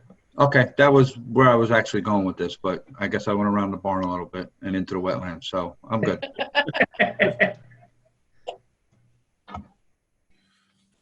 I'm sorry. Manny, did you have your questions? I just wanted to let people know that we have two people I think are still on, and one of whom is from our own EAC, the liaison. We met last night. Jaime was there, Stuart was there, always a good meeting, lots of conversation. And this was discussed as well. And one of the folks, Kate, is also on this call. Just want to let folks know. And we do have somebody from our neighboring community who's interested in this topic as well, who's joined us as on the call. Just want to let folks know that we have the guests and they're paying attention. They're might have some questions, I don't know, or sort of working towards this as well. Manny, I think you were on. Thank you, Rika. I appreciate that. Thanks. No, and going over some of the stuff that I have done some me personally, some of the stuff that I do and done research with other communities, that's exactly what they have done. And I'm happy actually that Keller Stations will be the consultants that be reviewing this. I know they do a great job with all the stuff and the applications and the process. I wouldn't want to, deviate from that. That being said, I think to me, it's, no more questions on this. I think I'm okay with everything that was said and the suggestions that were done. I think to me is a little bit, and I'm gonna leave that up to I guess Karen and our staff to figure it out. Since that we are going to an online process application, hopefully a full 100% by the end of the year. My concerns are, when I'm doing a deck, I'm doing a deck and, I'm filling out the application online and I have to make sure that, the map is there so I can see if I fall within the wetlands section. But if I'm still not sure if I'm there or not, then, and it's about 10 o'clock at night and, I have to wait till then the next day so I can call the planning or the building department and try to figure that out. So I'm going to leave that up to you guys. You don't have to answer me that question, but those are concerns that I have. And, how do we coordinate this? And when they get the permit, I want to make sure that that information is translated. So the building department has it and is aware of that, is in the system, and make sure that, when Joe or whoever from his office has to go and take a look at it, make sure that they provide all the requirements that they need to do is part of our online system. So I want to be very clear that all these things that we are doing, that we are investing money into it, I want to make sure we are utilizing all our tools, that we are paying for it. Again, another question. You don't have to answer me now. I have an answer, actually. I do have an answer. Fortunately, I was speaking to Joe about this earlier today, just that precise question that you're talking about. There is, under Munis, when pulling up a parcel, when an application would come in, there would be a tag that said it was a historic property and letting people know that if anything was done there, that it had to be referred out to the HBC. With the wetlands, the buffers that we identified, as long as we've agreed on what the wetlands buffer maps are, I can identify every single parcel that would be affected by that and put that and tag that into them, right? So we can go all the way down to the section, block, and lot and say you're either in or out of a buffer area in a wetland area. And once somebody came in with the application, whether they knew or not, we would know that it's in a wetland and we need to take a look at that piece. I'm not sure about how that translates to the user interface because it is kind of a new system. But the discussion that I had with Joe today was about making sure that that is available and clear for us internally and hopefully for the applicant as well, if they come in and want to apply for stuff. But we will make sure that that's tied in. Correct. And again, there's a lot of pieces that we are putting together. So again, that's why I alluded to by the end of the year, my hope is to have any program that we use and any of the stuff that we're doing as 100% as we could be. Obviously, we always find ways to make it better, and we always find ways with technology. How does technology help us to help you guys and to help the applicants at the same time? So that's sort of my my 2 cents into this. I really don't have any additional comments. I mean, I could say more stuff, but I think I don't want to deviate from this particular topic. I'll wait for June 10 maybe so I can talk about more then on a work session, and but thank you. Thanks for all the hard work for you guys. I appreciate that. Thank you. So I think the mayor is going to ask it, but maybe I'll beat her to it. She concluded her statement with the next steps. What are the next steps? You're going to send us the material. You're going to redline. I heard that part, but continuing down your timeline. That's right. So next steps are to get you a redlined copy after we have a follow-up discussion maybe tomorrow with Jan and Joe Tremelli to get a redlined copy of the language itself to add to the administrative permits. Am I getting clearance from everybody that it is okay to at least consider the opening of that? Okay, so we're going to add that expanded view of the administrative permits. We're going to change away from referring administrative permits out to the EAC, and we will put that all on a red line, and again, get that out to the Board of Trustees. And so as soon as we get clearance, I think, from the rest of you that that language is acceptable, I don't believe that anything else has to happen except I need to start the environmental review process. And so that process will be sort of within the first week or so. I'm going to make a determination as to whether or not I can do that environmental review myself, or if I'm going to need some outside assistance to get it done. And I'll get that decision to you probably within a week of completing the text.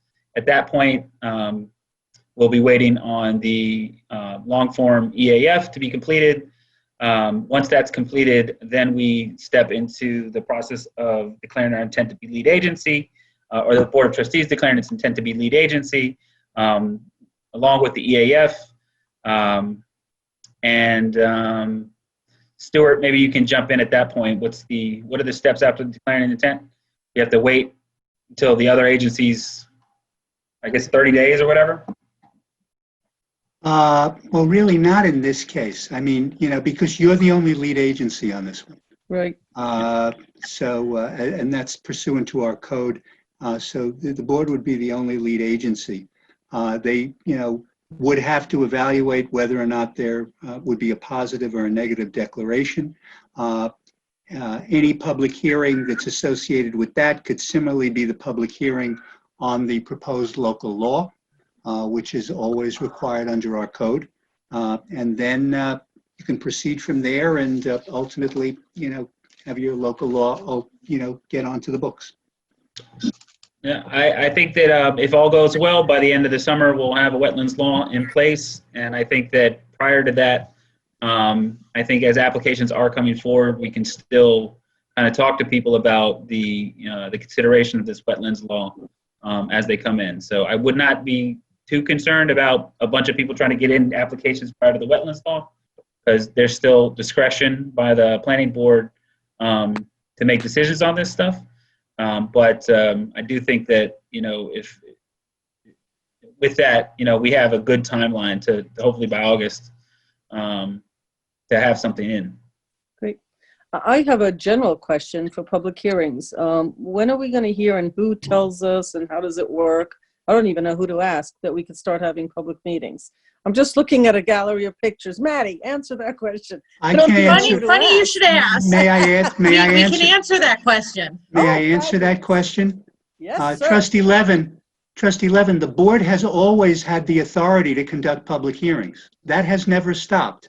The board has made a decision that they wanted to hold them in person, but there is nothing that stops you from doing it by any remote means. I got that. I asked it incorrectly. Stuart, thank you for bringing that to my attention. I asked it incorrectly. I knew that. What I meant to say is, when and by what sort of order might we start having in-person public hearings? Currently, the executive order, which suspends the public officers law with regard to open meetings, is set to expire on June the 6th. It is expected, I would certainly think, in the region we are in, you will probably see an expansion, or at least an extension of that, because even with that, you're not going to be allowed to have more than 10 people at a meeting. Right. So Okay. we have to wait right now. As of today, you're still holding it this way. I should point out there is nothing that prohibits having an in-person meeting, but you would have to have people currently six apart. You're not supposed to have gatherings of more than 10. But I think we'll get greater guidance from the executive by the end of this week. Thank you.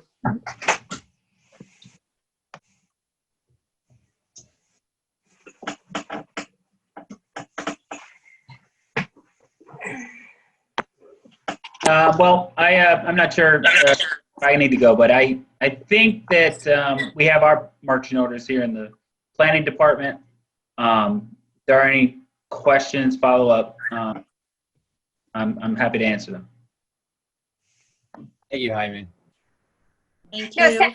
I look forward to getting the red line version so that we can have an understanding of what these additional recommendations are that we went into some detail with the consulting engineers. And then it sounds like we'll take this up again next week and then hopefully have a final proposal of what the laws that we want Jaime to move forward with the EAF on, right? Am I understanding all this correctly? So we're going to get some really in-depth email sometime this week for all of us to read thoroughly and then bring our final questions and make our final decisions about any of these adjustments at next Wednesday's work session, right? The Kellard Sessions memo has already been sent to you, Mayor. Stuart, if I may, that memo was fairly preliminary. I don't know that we'll have the ability to have a complete red line of the code by in time for next week's meeting. Okay. Okay. Is that the question? Okay. Yeah, we have a pretty heavy agenda next week too, so maybe we can coordinate and then we'll get back to you with the appropriate date for the next follow-up. That's fine. Yeah, I think just, the attention we're going to need to get the administrative permit list where we think you need it is that alone will take some time. So, to my earlier point, I know we want to move this along quickly, but I don't want to rush it and overlook things either. Right. So, Stuart, I see that you just forwarded to us the preliminary comments from the and that's very helpful. Thank you. It was also helpful that we had the introduction verbally tonight at our meeting, so we could really make sense of that. So, if next week is too busy and it's too soon, then we'll shoot for the week after that. Thanks. Okay. Thank you very much. Thank you. You will. Take care. Thank you. Okay, bye-bye. Bye. All right. What's next? Karen. Or So, Madam Clerk, where are we? For our segment of tonight's program, we are now done. So I defer to Madam Clerk.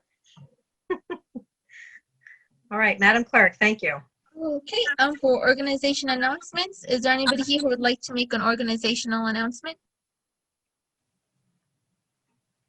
No? Okay, to village board resolutions, is there anybody here who would like to speak to the board on any of the resolutions for tonight? Just give me a moment. I'm going to check the participants and just see if anybody's raising their hand. Nope, I don't see anybody raising their hand. Go ahead. Thank you, Martha. Okay. So resolution A, approval of minutes, May 20th, 2020. Resolved that the Board of Trustees of the Village of Austin hereby approves the minutes of the May 20th, 2020 regular meeting as presented. Do I have a motion? So moved. So moved. Comments on the board? Madam Clerk. All those in favor?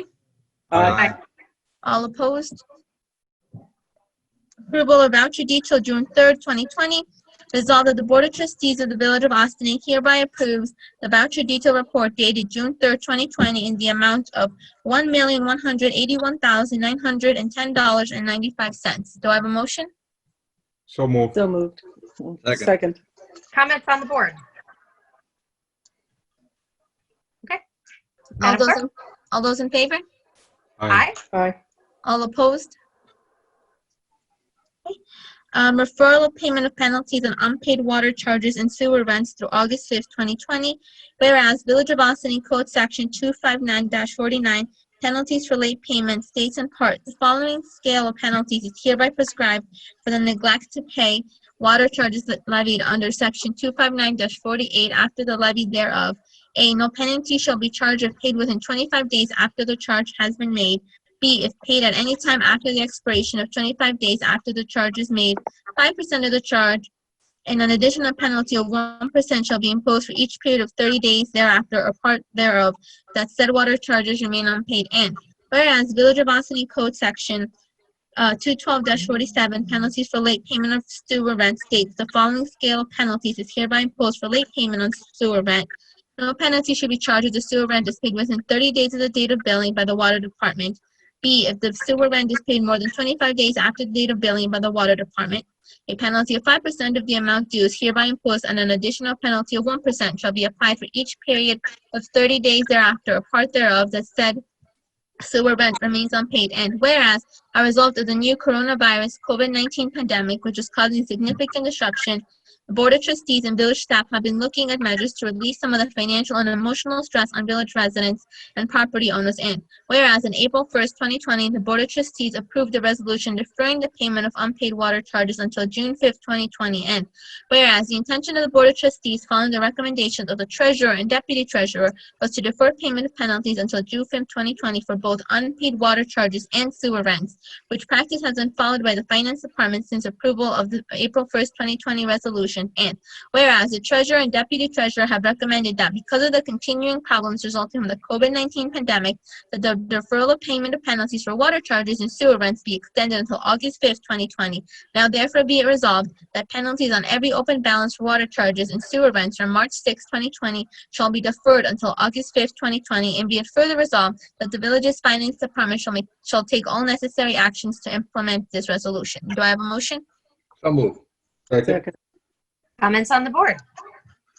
I'll just make a comment. Thank you very much to our staff in the finance department for pointing out this opportunity that we have to alleviate some of the burden for folks in our community as we are experiencing such a financial contraction, so much hardship. And I think it is appropriate for us to extend this this benefit to allow people to not have any penalty until August 5th. I'm glad that you brought it to us and kept on top of it. Thanks. Madam Clerk. Can I make a second comment, and it's about the vouchers. I've asked for this before. Martha, could you please make sure that the vouchers that are submitted so that we have context are done for this year and for last year, so we have a context of expenses? When you give us something for this month, there should be a comparison to exactly this time last year. So there's a context to our expenditures. And Dale, I thought we talked about the descriptions, including things that are related to COVID. There are tons of wipes on this voucher. I assume that normally we don't buy this many wipes for the highway department and other departments. And I thought that we were going to start delineating in the descriptions. And I know you had some technical issues, right, with the amount that you can put in. Yes, we're very limited on space in terms Okay. of the description on the actual invoice entry. But I have every department sends me an Excel schedule every week or 2 weeks of their COVID expenses, because for FEMA we have to, do the date, the description.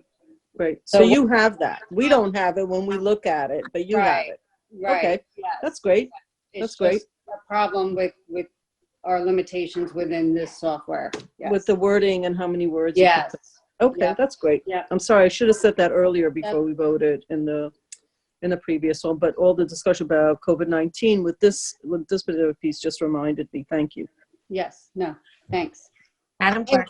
In regards to the vouchers, those come from the finance department, so the finance would have to send both 2019 and 2020.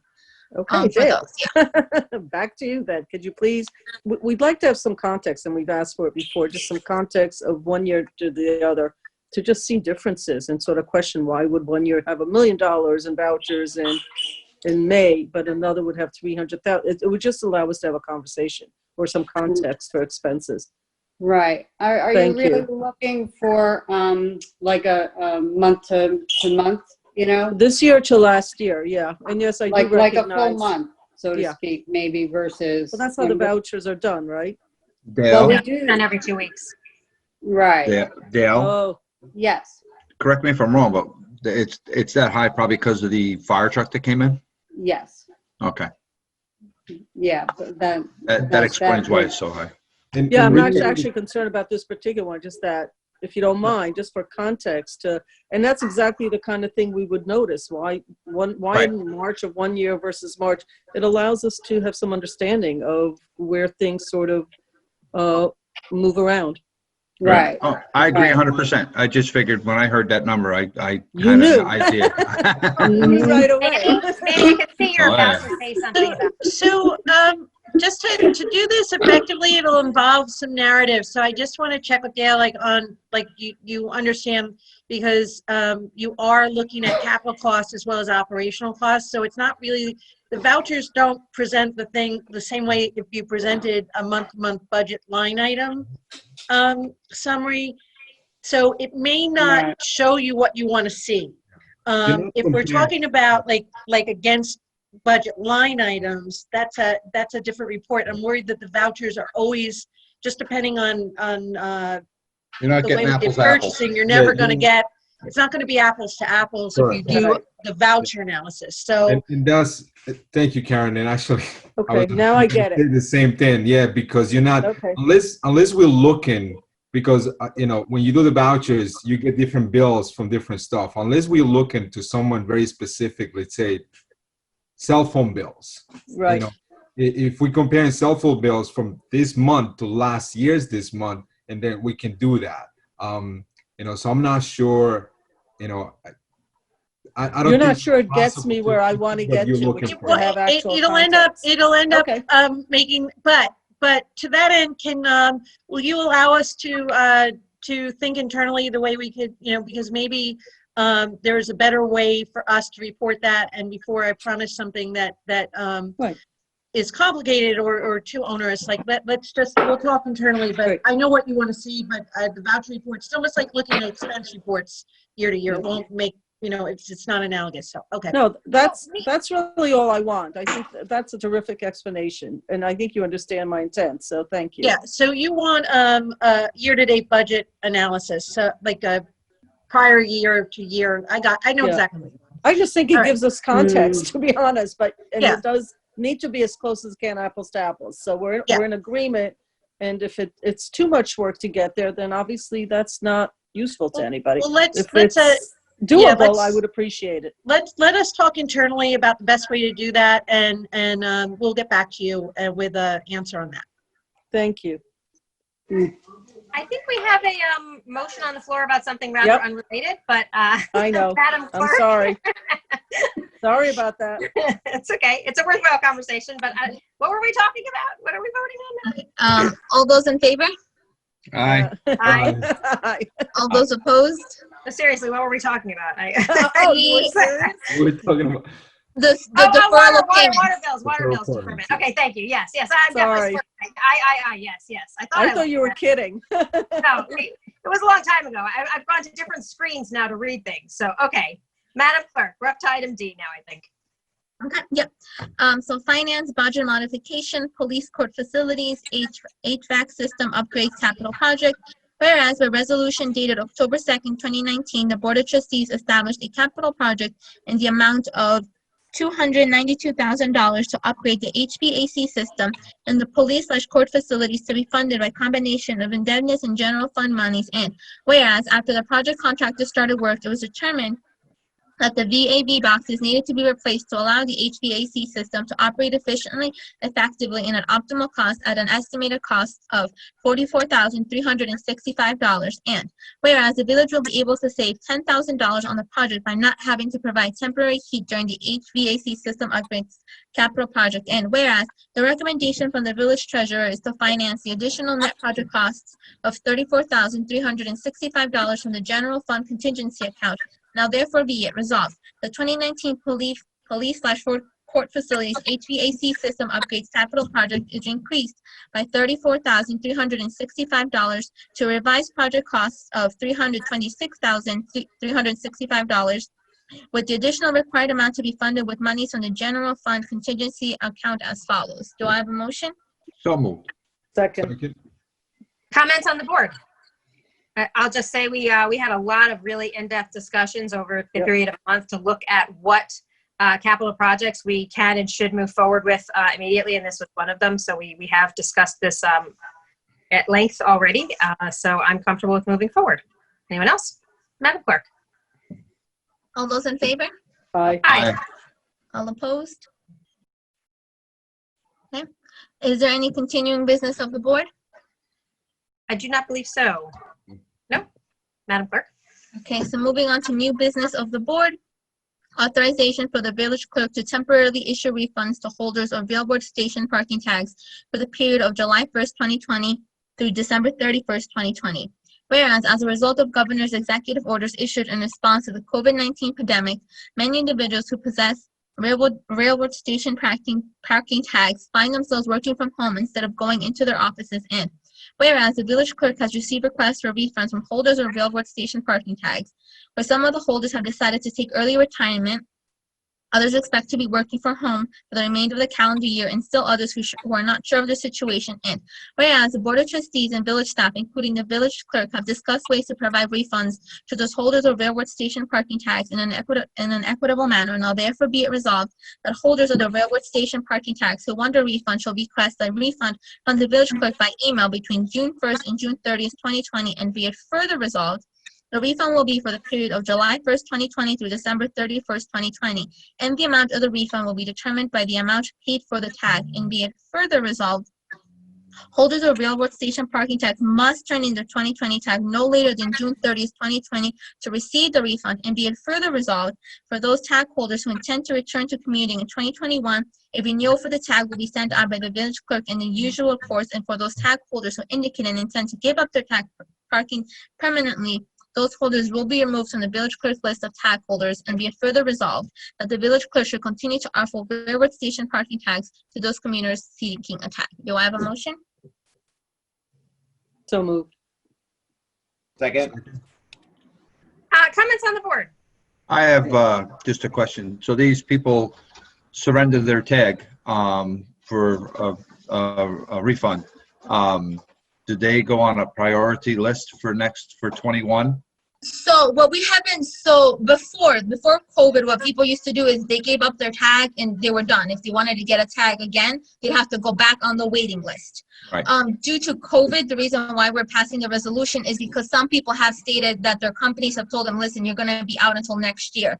And they're for certain that they're going to return next year. So what we're giving them the option is we're going to have an application is going to be posted online on the village clerk's page, and we got seamless docs finally. So that's going to help us to facilitate things a little bit easier. So people are going to be able to check off the options as to why they're returning their tags. If they state it's because of COVID and they're going to return to work next year, then automatically I'm going to put them in an Excel sheet and have them ready so they can also get a tag. We are having a lot of people still that say that they want a tag, so it's going to eventually balance out because our waiting list of train tag is long and some people still want tags. So it's all going to balance out in the end. It's just trying to help the community and people that want to commute to the city still, and trying to help balance it out. Okay, but they understand that, there is a waiting list and that they will be, they surrender their tag. There's no guarantee that in 21 they're going to get a tag.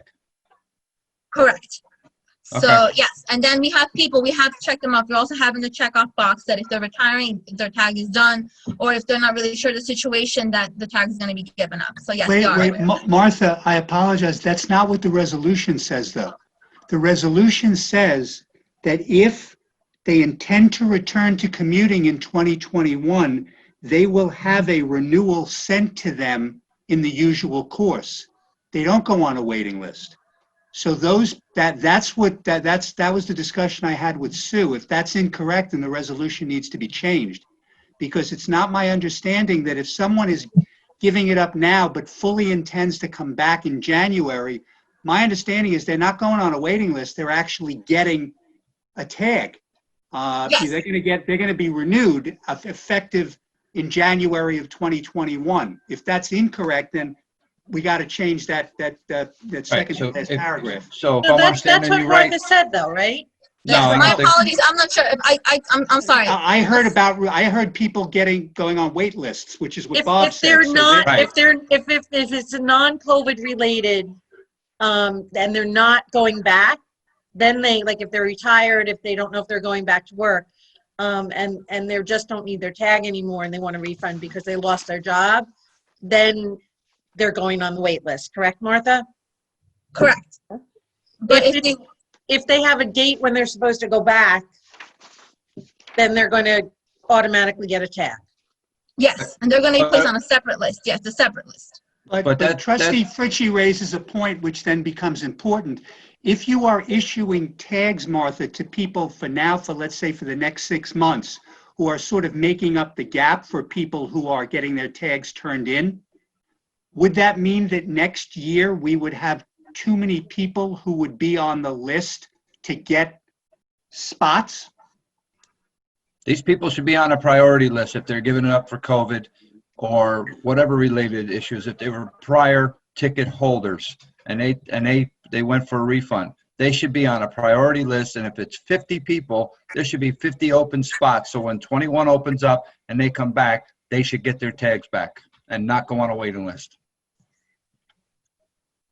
No, and it wasn't intended that they would, but the point that Trustee Fritchie, I think you make a point which had not been thought of, is that if in fact, Martha, let's say 50 people turn in their tags and they intend to come back in 2021, and in the interim, we sell 50 tags for the rest of this year, you then have 100 people where in fact you only have 50 spaces.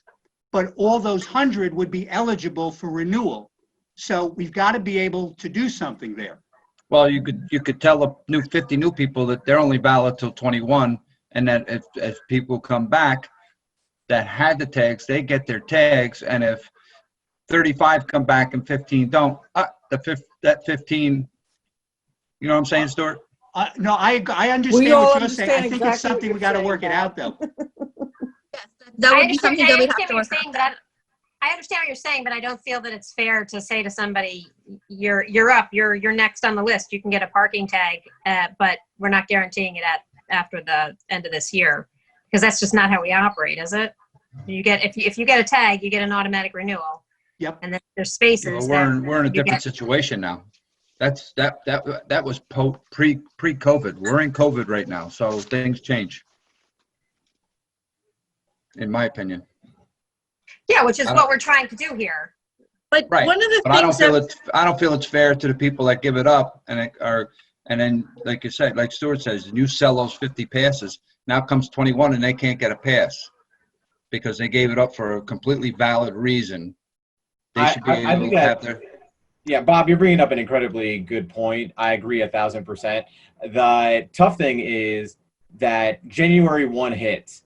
And if you are in a situation where because of COVID, you know for sure, this is exactly my situation. My employer says, Omar, you are not going to go to the office before January 1. And I have a train pass. And so I fall into exactly this category. However, January 1 hits, what are the odds that it's exactly January 1 that I'm going to be able to go back to the office? It maybe, but maybe it's in the first quarter or who knows, right? They're just guessing. They just know for sure it's not going to be 2020. But the people that have the need to use it now for the next 6 months, they have actually probably a much higher likelihood of using it in January compared to me. So even though this would not benefit me, my sense would be that either doing like a lottery or doing something to address the fact that you only have a limited amount of spots and now you're kind of double dipping because you have the people that are grandfathered in and you have the new people that are for the 6-month pass, unless you specify, like we're doing the monthly passes for the municipal lots, like this is a 6-month pass, and then things will go back to the way they were before. Because your option actually, the intent here is to help people, not to create a burden. Your option is, if you believe that you have a very high probability of going back January 15th, January 18th, January 1st, you can simply hold on to your tag and say, I'm going to become working remotely, and I'll go, so don't give up your tag. If you are very questionable about that, you are being given an opportunity not, I mean, that's the way I understood the intent. Like, we don't want to take money from people who feel like, I'm not going back for really a long time. Maybe when I go back, it's 2 days a week. I don't actually need a pass. That I think is more of the intent. If I have a good chance of going back in January, my option is not to give up that tag because frankly, I'm probably still working, but remotely. I mean, that's the big category of people who are working remotely. That's an option. If you give up your tag, you can't sort of do both ways. If you gave up your tag for the 6 month of whatever that value is, you're sort of back in a pool with other people who want it. I mean, I think. But isn't that the policy that we have now? This wouldn't be, then this legislation wouldn't be doing anything. I don't know if it's legislation. Exactly. Yeah.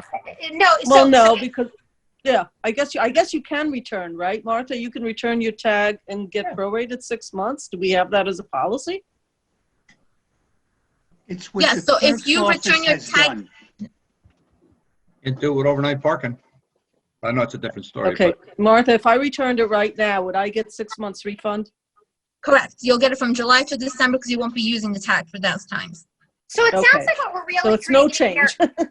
I know. So what it sounds like what we're really creating here is what Omar Lopez was just saying, which is what we're creating is the opportunity to make best use of the land that we have, which is village-owned parking spaces by the train station. If there are 50 people who would normally be going to work and they're not, then there's 50 spaces theoretically that are sitting open and being underutilized, and there could be 50 people who still need to be able to use that space. And it would be nice for if some of those people who are not using those spaces are actually dealing with the financial hardship, for them to be able to get a little bit of money back for something that they're not able to use and nobody's able to use. So to make use of it, I think what we're really looking to do is to allow people by the end of June to say, you know what, I'd like to return my tag for 6 months, but I do plan to come back next year. What we're offering then is for people who are on the list, maybe they're on the list and right now they're parking, you know, at some other train station where it's easier to find day parking or whatever it is, or they've got they figured something out. Their spouse is dropping them off every day, whatever it is. And they'd be delighted to be able to take advantage of what is a COVID-related opportunity. This next 6 months only, you can get a 6-month parking pass, and there is no guarantee for what happens for you, new person, just coming off our waiting list. You can have a pass for the 6-month rate, and then January 1st, we'll see if there's availability. It's very possible there'll still be availability. It's very possible that with the economic contraction, there's going to be a lot of people who are not going back to work, and there's going to be a lot more people working remotely. So I don't think that's really going to come back to bite us by doing that. And I think it really can't. If what we're doing is we're saying we want to create a 6, which is not what this says. So Right. we may need to change our resolution. But That's the point. But if what we're trying to do is create a resolution that says we want to provide a 6-month opportunity for people who are on our waiting list to be able to park at the Ossining train station and get a 6-month parking pass, this is what we're creating. We can't guarantee that you will be able to get a parking pass in the new year if X number of the people who took the COVID opt-out option for 6 months all come back, right? I agree. Mayor, if I agree, may, but if I were one of those people and I was on the waiting list, I would basically say, I'll stay on the waiting list and I won't go for the, you know, why would I, because if I'm on the waiting list and in 2021 they say there's a space, I have a space then essentially as long as I want it. If I'm taking the space that's being offered to me here, there's literally no guarantee whatsoever. And I'm potentially losing my space on the waiting list. So, No, I guess that's the thing. We shouldn't take them off the waiting list. We can't take them if what they want is a permanent space, and we're saying we'll let you be here for 6 months, but there's no guarantee that you'll be there in the new year because your space might be preempted by someone who is on the COVID. I don't think that takes them off of the waiting list for 2021 because they should stay on the waiting list for 2021 right after everybody who took the COVID vacation of paying for 6 months. might so I what suggest? so the people that gave up their, I guess the root of my question is, what happens in 21? Say theoretically everybody goes back to work January 1st, and these people gave up their pass. Are they on the waiting list, or are they on a COVID waiting list? So when they come back, and they have the option of so many days to take their pass back. You made an excellent point. I'm going to use Trustee Lopez as our guinea pig since he literally could be this person. This is me for sure. Well, I'm not giving mine but up. the way that I understand it is what would usually happen is like toward the end of the year, I get an application saying, "Do you still want your train pass?" from the clerk's office, and then I say, "Yes, I do." I fill it out, I hand it in, I get my new pass. It's a new color. It's great. We move on with our lives. What's happening this year is because I'm not doing that, I right now have the option of giving up my pass. I get half my money back, but I get no guarantee for next year. Or I can keep my pass. I'm not using the pass. The money is essentially wasted, but now I'm guaranteed for next year. But what this is doing is creating an opportunity for me to give up the pass and get a little bit of money back, but still get grandfathered in like I usually would for next year. And then that's the spot that I usually get in. I like to go to the train station early, park nice and close. So it's a nice, beautiful spot. That spot is now open. And so that's open as somebody with a 6-month spot. and they are a person is on the waiting list, they will remain on the waiting list, on like the main waiting list, but now they have this 6-month holiday where they can go in to my parking spot. Your spot's not as good as mine, though. What are you talking about, Bob? I'll go spot for spot with you. Bob's a pretty early guy. Bob's an early guy. So as Trustee Lopez and Trustee Fritchie, they've experienced it because they have been on the waiting list and they got removed. Every single year, a couple dozen people drop their tags, giving space to a couple other dozen people. So every single, it fluctuates. It just depends. And every year we make sure not to oversell. And in this situation, we are going to be keeping very track, making sure that everybody who, you know, is giving up their tag right now because of COVID-related reasons is going to have a tag next year. Okay. That's what we want to do. We want to help people, you know, because again, we understand everybody's under economic stress right now. We want to help these people, and we also want to guarantee them having a spot. Then, as we were mentioning before, if these spots are going to be opened and there's still people on the waiting list, again, we're just going to have to keep track of them. We're not going to oversell them. We're going to keep, you know, very good accounting and everybody wise. So that's what we're trying to do here. Sounds good. Mayor, may I request that this get tabled till next week so the language can be corrected? It sounds like that's what we need to do so that when the clerk's office sells the 6-month opportunities for folks, that there's an understanding that there's no guarantee that they will get a renewal automatically at the end of the year. Right? I think the language that's here is actually okay for, you know, Mr. Lopez to be able to get his 6 months. The question is if